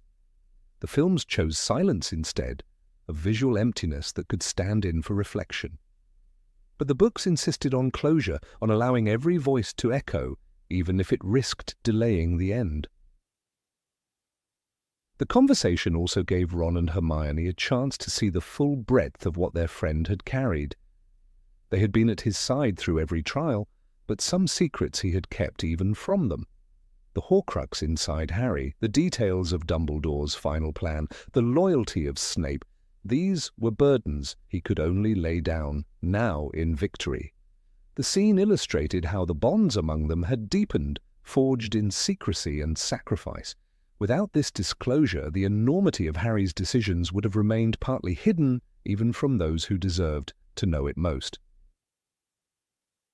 One can see why filmmakers might recoil from such a prolonged aftermath. After all, cinema is an art of compression and visual impact, and the audience had already sat through 2 films of relentless tension. A final quiet hour of confessions and explanations might have diluted the emotional triumph of Voldemort's downfall. In the movie, the sight of Voldemort disintegrating into ash on the wind was meant to feel like an ending so definitive that words would only weaken it. But in the book, words were the final battle. Harry's testimony against all the lies and silences that had shrouded the war. There was a particular gravity in the way Harry described Voldemort's defeat. He told the assembled teachers that Voldemort's own obsession with the Elder Wand had doomed him. Because Draco Malfoy had disarmed Dumbledore on the Astronomy Tower, the wand's allegiance had passed first to Draco, then to Harry when he wrested Draco's wand away. Voldemort never truly mastered it. The detail was almost pedantic, but it mattered. The Elder Wand had not been conquered by cruelty, only by a quiet gesture of disarming.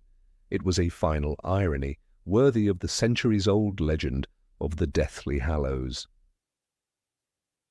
Neville Longbottom was present too, bruised and weary, but radiant with the knowledge that he had destroyed Nagini, the final Horcrux. In the book's aftermath, Neville's courage was given the honor it deserved. Harry made sure everyone knew that without Neville, Voldemort could not have died. In the film, this was acknowledged with a quick glance and a nod, but the book allowed a deeper recognition. "You killed the snake," Harry reminded him, as though to say, "You ended the terror that began when we were infants." That affirmation is part of why the epilogue feels earned, because every ally's contribution is named and cherished.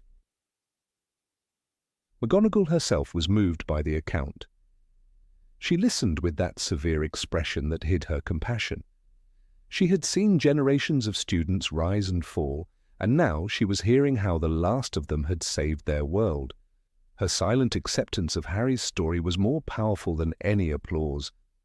It was as though Hogwarts itself were bowing to him, not as a chosen hero, but as a young man who had endured unthinkable burdens and still chosen mercy. When Harry finally left Dumbledore's office, he did so lighter than he had ever felt.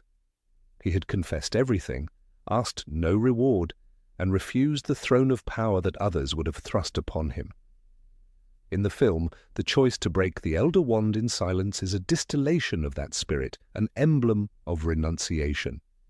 Yet in the book, it is the words themselves that free him.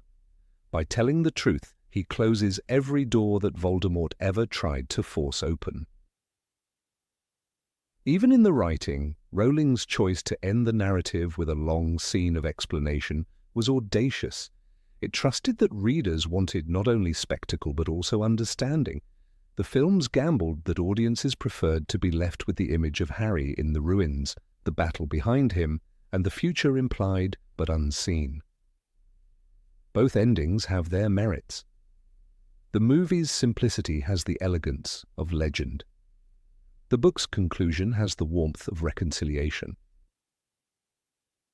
In the headmaster's office, the ghosts of Hogwarts history did not fade away when the last curse was cast. They lingered to hear the boy they had watched grow into a leader. The films, by contrast, let the castle fall silent. Some viewers found that silence satisfying, a chance to breathe at last. But others felt something essential was missing, this moment when knowledge became the final weapon against fear. In that room of portraits, Harry's voice was the last spell, more potent than any incantation. Number 24, Crabbe and Goyle in the Room of Requirement. In the chaos of the final battle for Hogwarts, there is a moment tucked away in the pages of Harry Potter and the Deathly Hallows that the films chose to quietly leave behind, for reasons as much practical as they were artistic. When Harry, Ron, and Hermione race into the Room of Requirement to retrieve Rowena Ravenclaw's lost diadem, one of Voldemort's last Horcruxes, they are not alone. Vincent Crabbe and Gregory Goyle, ever the lumbering shadows behind Draco Malfoy, have followed their leader into this vault of hidden things. But it is Crabbe, a character seldom granted more than brutish lines and brutish deeds, who transforms the scene from a mere chase into an unforgettable catastrophe. The book captures this escalation vividly, noting Crabbe's sudden willingness to use the fiend fire, an ancient and savage magical fire capable of consuming almost anything. J.K. Rowling writes, Crabbe pointed his wand at the towering inferno and yelled, "Fiend fire!" The flames erupt as a monstrous torrent of living fire, igniting not just the cluttered labyrinth of forgotten artifacts, but the whole shape of the boys' lives. For years, Crabbe had stood as an uncomplicated bully, a boy content to follow Draco's lead and sneer at Harry from the safety of numbers. But in this final confrontation, Rowling gives him a brief, terrible agency. His decision to unleash Fiendfire is not simply a tactical miscalculation, it is a moment of raw fury and terror that mirrors the larger horror of war. As the fire grows beyond his control, writhing into the shapes of great beasts, serpents and chimeras and roaring lions, Crabbe is swallowed by his own magic. Harry glimpses his outline amid the golden blaze before it collapses into embers. The text makes no effort to soften this fate.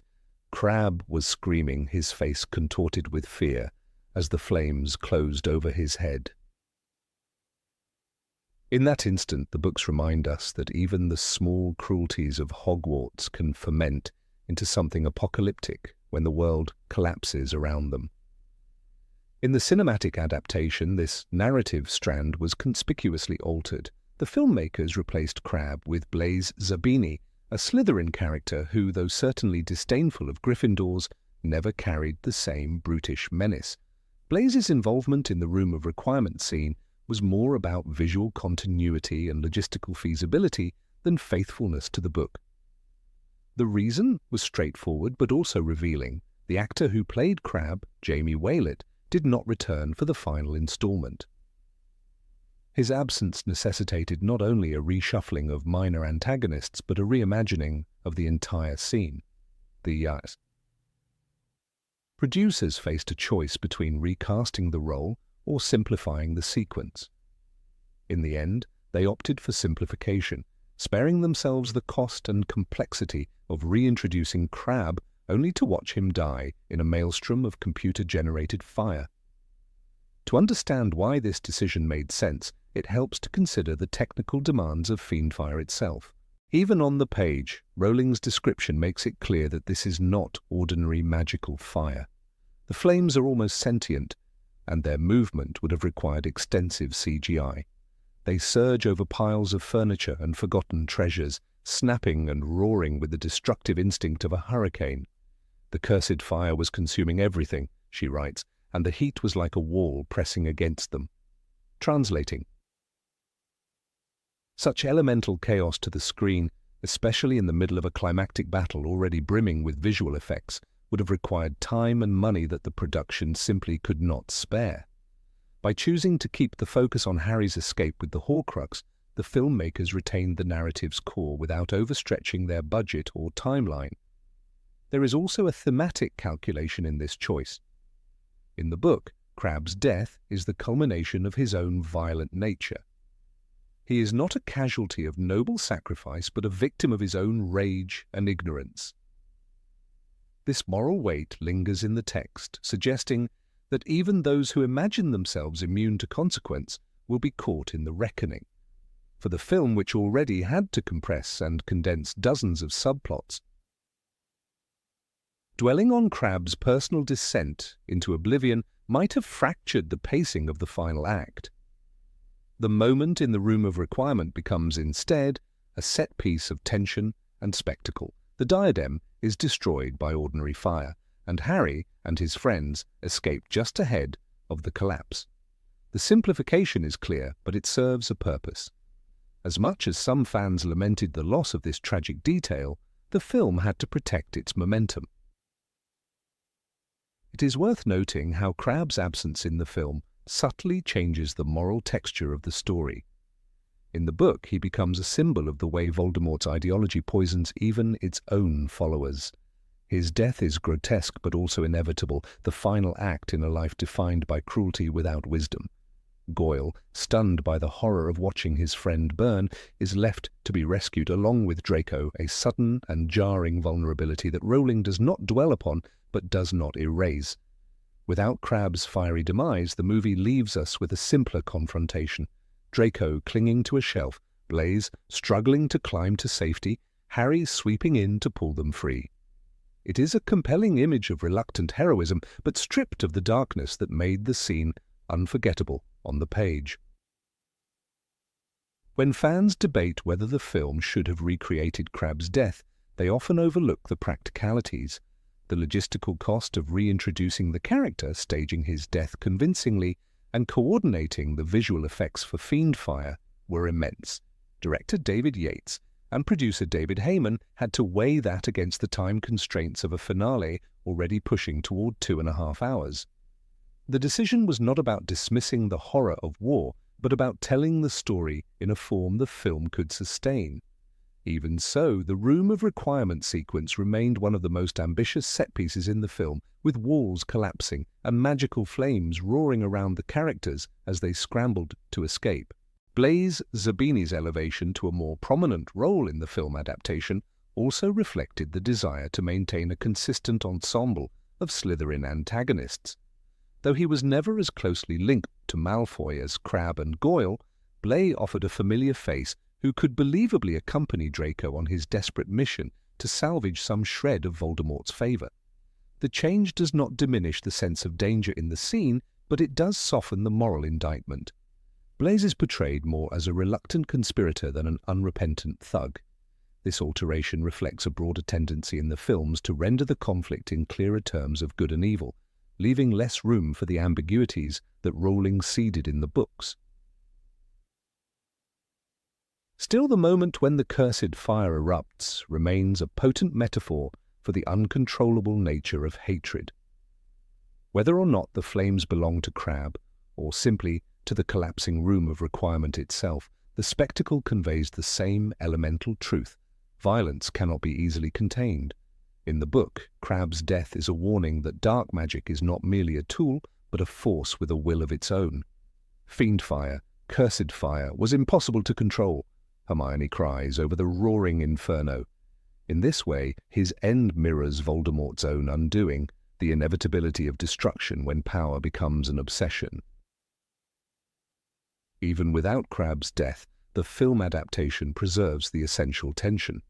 Harry's decision to save Draco and Blaise, risking his life to pull them free, underscores the difference between heroism and vengeance. It shows that the true victory over Voldemort lies not only in destroying his Horcruxes, but in refusing to become what he represents. The absence of Crabbe's screaming figure amid the flames does not erase this message, but it does leave a void where the book confronted readers with the brutal cost of violence. The Room of Requirement becomes, in both versions, a crucible of choice. For Harry, it is the moment he proves he is nothing like Tom Riddle. For Draco and Blaise, it is a moment of naked fear. For Crabbe, in the book at least, it is the last instant of a life consumed by petty cruelty. The filmmakers were not unjustified in simplifying this tragedy. They balanced fidelity to the text with the realities of production and found a way to retain the spirit, if not every letter, of the story. These choices remind us that adaptation is never merely translation. It is an act of interpretation, compromise, and sometimes erasure. For those who loved the books, Crabbe's death stands as one of the darkest minor tragedies of the war. For those who knew only the films, it is a footnote, an absence they never needed to notice. And perhaps that was the fairest decision the filmmakers could have made in a story already heavy with sorrow. Number 25. Harry and Ron working at the Ministry. The epilogue of Harry Potter and the Deathly Hallows holds a subtle power, an almost quiet assertion that life can grow again in places once ruined.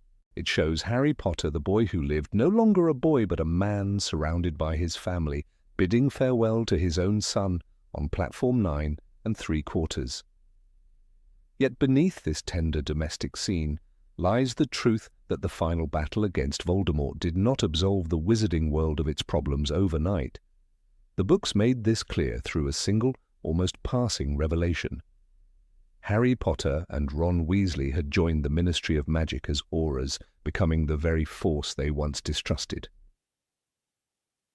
Rowling described how they reformed the Auror department from within, sweeping away the stains left by decades of corruption and cowardice. This was a crucial moment in their lives, and yet the films chose not to show it, allowing the audience instead to hold on to the mythic image of the Golden Trio untouched by the grey realities of bureaucratic service. In the final pages of the novel, Harry's decision to step into the ministry signified that the real work of rebuilding a society begins once the war is won. The Death Eater's ideology could not be defeated only by wand duels and sacrifice. It would have to be rooted out by the slow, persistent labour of fair governance. When Harry accepted this burden, he revealed that he understood Dumbledore's lesson. It is our choices that show what we truly are, far more than our abilities. This was not a glamorous destiny. It required a man who had seen too much to still believe in quick fixes, and yet who refused to succumb to bitterness. The films, however, chose to frame the last moments of Harry's story with a different kind of hope. David Yates and Steve Kloves understood that cinema demands emotional closure, and the sight of Harry and Ginny's children boarding the Hogwarts Express offered something universally resonant, the promise that innocence would not be forever lost. If the film had lingered on Harry filling out ministry forms, interrogating suspects, or managing the Auror ranks alongside Ron, the tone would have shifted from enchantment to mundanity. In truth, Harry's ministry work was heroic in its own right. The Auror office had long been an institution shackled by prejudice. Under the leadership of Kingsley Shacklebolt as the new Minister for Magic, Harry and Ron set out to rebuild it. Rowling wrote that Harry had no ambition to become minister himself, content instead to defend magical Britain on the front lines of justice. This is the kind of responsibility that never makes headlines, the quiet revolution that rewrites laws rather than histories. Hermione Granger, too, played her part in this transformation, though her path led her to the Department for the Regulation and Control of Magical Creatures, where she fought to improve the lives of house elves. This split among the trio symbolized the many fronts on which the wizarding world needed healing. But only the books gave room for these layers. The films preferred to leave audiences with the purest image, Harry as father, Ron as husband, Hermione as mother. These images were powerful, yet they left unspoken the depth of their commitments beyond family. Harry's choice to become an Auror was more than a career. It was a declaration that he would not wash his hands of the darkness he had helped to destroy. Even when he could have retreated into private happiness, he chose service. In the chaos after Voldemort's defeat, the ministry had to be reshaped, its departments cleansed of fear and favoritism. Ron, who had spent his youth overshadowed by older brothers and a famous friend, finally stepped into a role entirely his own, not a sidekick, but an equal partner in restoring order. In this omission, the films made a fair, artistic decision. To show Harry and Ron's professional lives would have been to ground the story in details that belong to a different genre altogether. cinema trades in spectacle, and the epilogue of Deathly Hallows, Part 2, was designed to be a dreamlike coda. In the soft golden haze of the station platform, Harry's scar was just a memory. The storybook atmosphere did not allow room for the grittier reality of what comes after victory. Yet for those who have read the epilogue in the book, the knowledge that Harry and Ron worked as Aurors becomes a quiet undercurrent to that scene. It adds weight to the fact that peace is not simply inherited, it must be earned every day. One can almost imagine what those unwritten scenes would have looked like on screen. Perhaps the camera would have followed Harry through the newly renovated Ministry atrium, the fountain of magical brethren replaced by something more inclusive, the dark corners swept clean of secret informants. He would walk past portraits of past Aurors, many of whom had failed to see the threat of Voldemort until it was too late. There would be something melancholy in seeing him, older but not yet. Settled, carrying a stack of reports. Ron might stride beside him, still a little casual and irreverent, though tempered by purpose. Together they would investigate rogue wizards, track down escaped Death Eaters, and make certain that no one could exploit the fear left behind by the war. But in the film's vision, such images would have been too sober. The filmmakers chose to end the journey on a note of almost childlike wonder, refusing to dilute that feeling with procedural realism. When fans debate the exclusion of the Auror careers, some argue it was a missed opportunity to show the trio's moral growth. Yet it is equally true that a film has only so much time and must make choices about which truths to highlight. The filmmakers knew that the real final image people wanted was not paperwork or patrols. They wanted to see Harry healed, a father unburdened, a survivor who did not stay trapped in the shadows of his youth. In the books, the line, "The scar had not pained Harry for 19 years. All was well," lands with the full force of all the horrors he overcame. The movies preserved this sentiment in visual language, the tranquil scene of the next generation departing into the unknown. Rowling's narrative made it clear that evil never dies in a single night. There will always be prejudice to challenge, old alliances to dismantle, new threats to contain. Harry's work as an Auror embodied this unending vigilance. It also showed that he never thought of himself as above the rest of the wizarding world. Unlike Cornelius Fudge or Rufus Scrimgeour, who wielded power for ego or expedience, Harry accepted authority only as a means to protect others.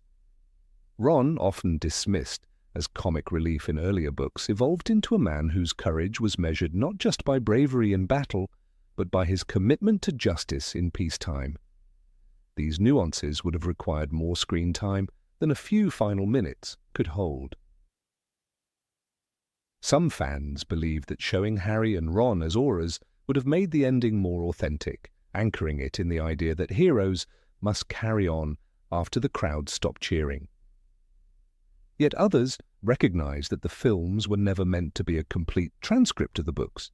They were an interpretation, a version of the story that distilled the most universal emotions. In the end, to show Harry in the Ministry would have invited questions and subplots that could not be resolved in a single scene. Who would he be working alongside? What policies did he help enact? What enemies remained in the shadows? These are questions the books can explore over paragraphs and pages. A film, by contrast, must often imply rather than explain. The absence of the Auror storyline was, in many ways, a kindness to the audience. It spared them the intrusion of mundane reality into a mythic farewell. It preserved the timeless quality of the final shot, the steam rising from the train, the hopeful faces of children, the quiet pride in Harry's gaze.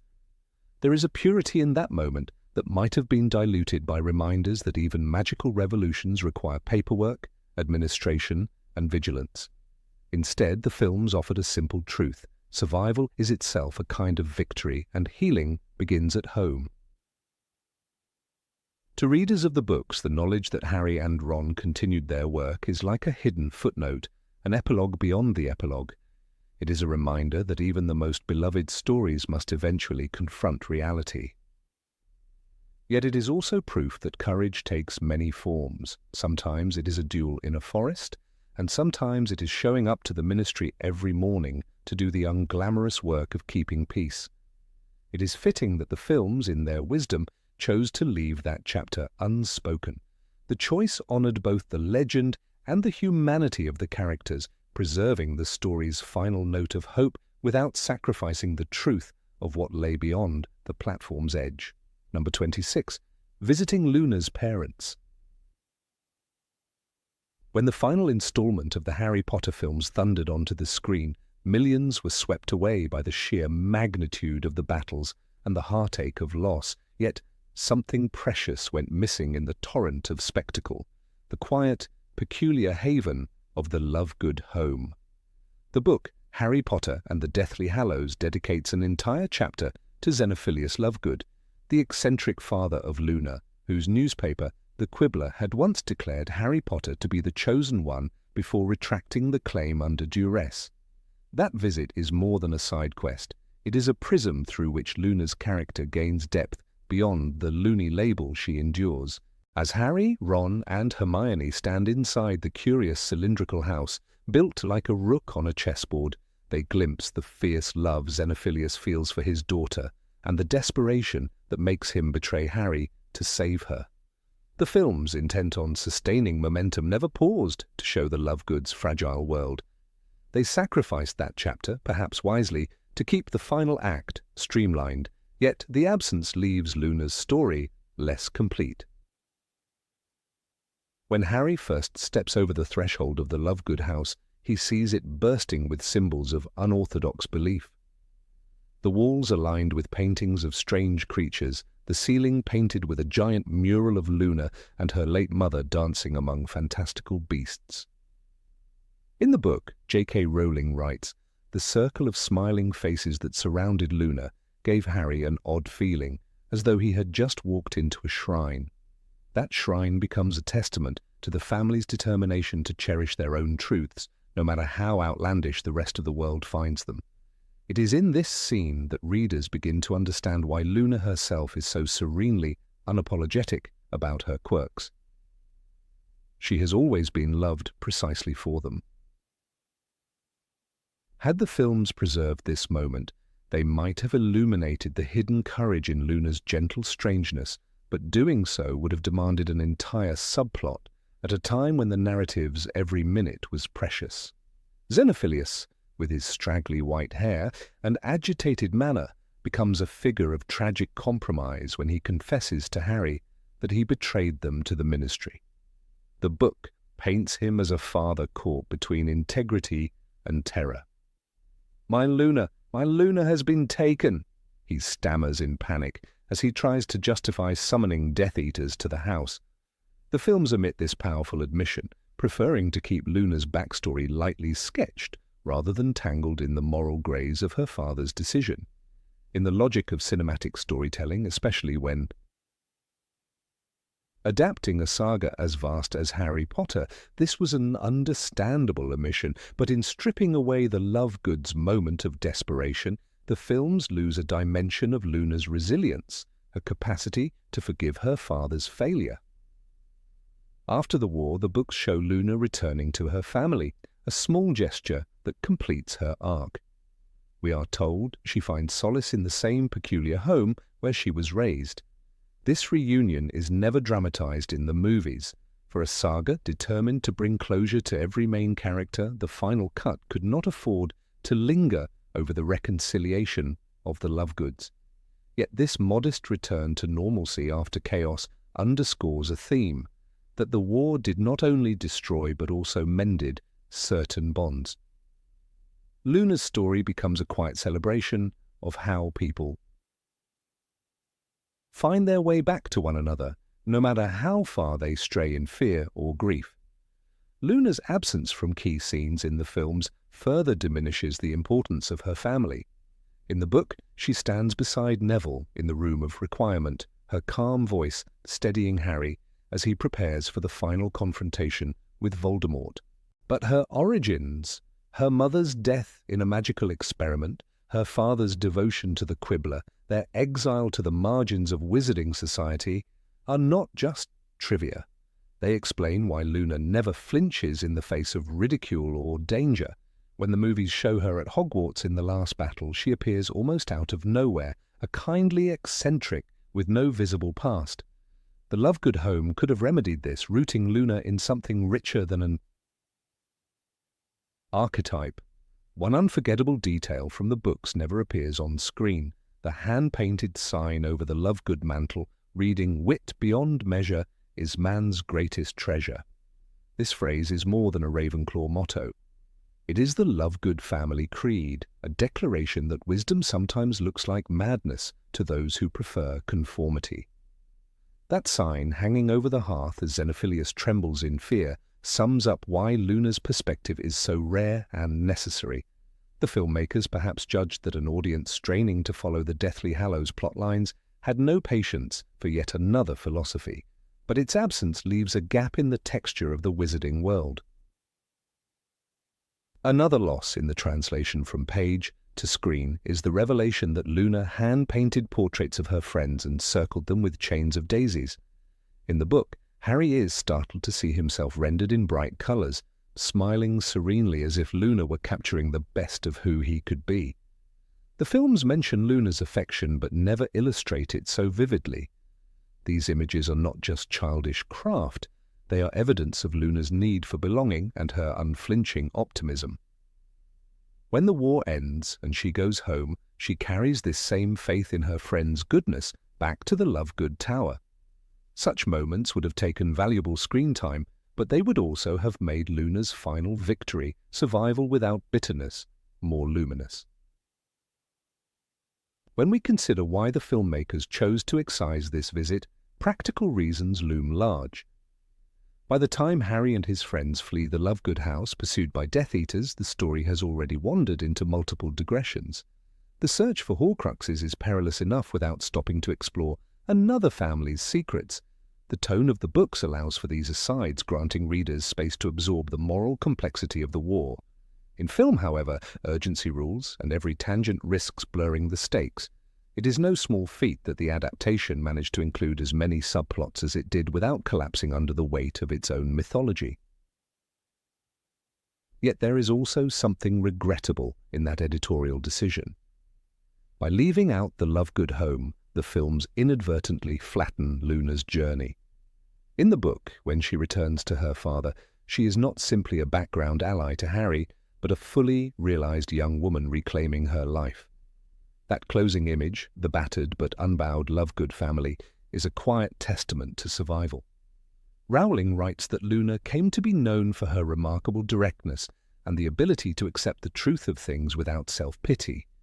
Such resilience cannot be separated from her family or their peculiar sanctuary. It is telling that the films chose to focus almost exclusively on the Golden Trio's resolutions. Harry's reconciliation with Dumbledore's memory, Ron's rekindled loyalty, and Hermione's steadfastness all take precedence. The Lovegoods are, by comparison, a narrative luxury. In trimming the excess, the filmmakers achieved a leaner, more action-driven finale. It was a reasonable trade-off in service of clarity and pacing, but one that came at the cost of a richer emotional landscape. For many readers, the Lovegood visit also symbolized something more intimate, the realization that even the oddest families deserve understanding. Luna's reunion with her father is a reminder that war deforms loyalties but does not erase love.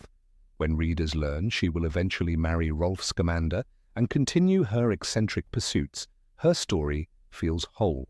The films provide only a sketch of this future, letting Luna drift into the background as the credits roll. The missing scenes deny audiences a chance to see how even the most marginalized characters can find happiness. Among the countless omissions necessary in adaptation, few feel as bittersweet as the erasure of that cylindrical house where Luna was once a little girl who believed in creatures no one else could see. The Lovegood Tower, like the Burrow or Shell Cottage, is a place of refuge amid horror.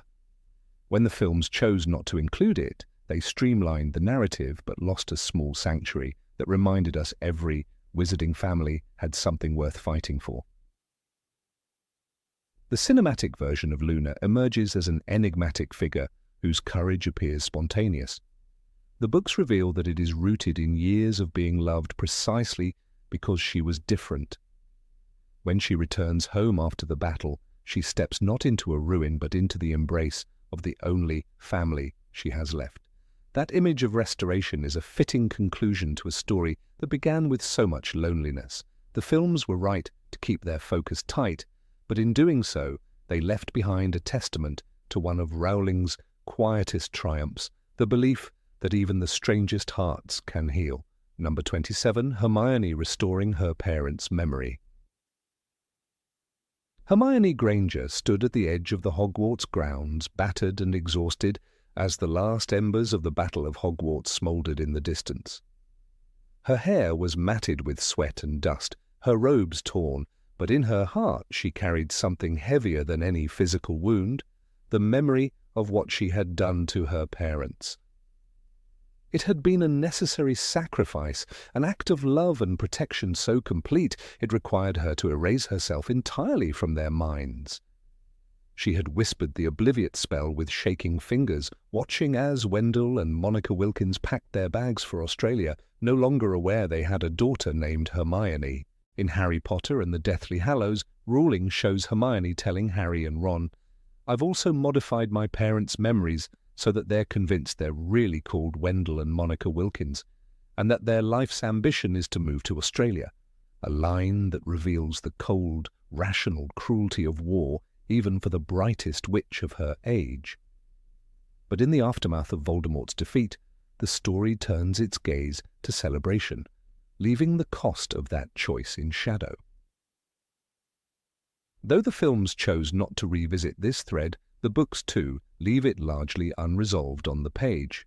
Rowling later confirmed in an interview that Hermione returned to Australia after the war to restore her parents' memories, reuniting them as a family. It was a duty she could not ignore. She had fought for the freedom of the wizarding world, but she would never feel at peace until she freed her parents from the lie she had forced upon them. This omission from the films is not cruelty or carelessness, but rather an act of narrative economy. The climactic battle is overwhelming in scope and emotion, filled with death and hope, and the filmmakers chose to center that final catharsis on Harry's journey and Voldemort's defeat.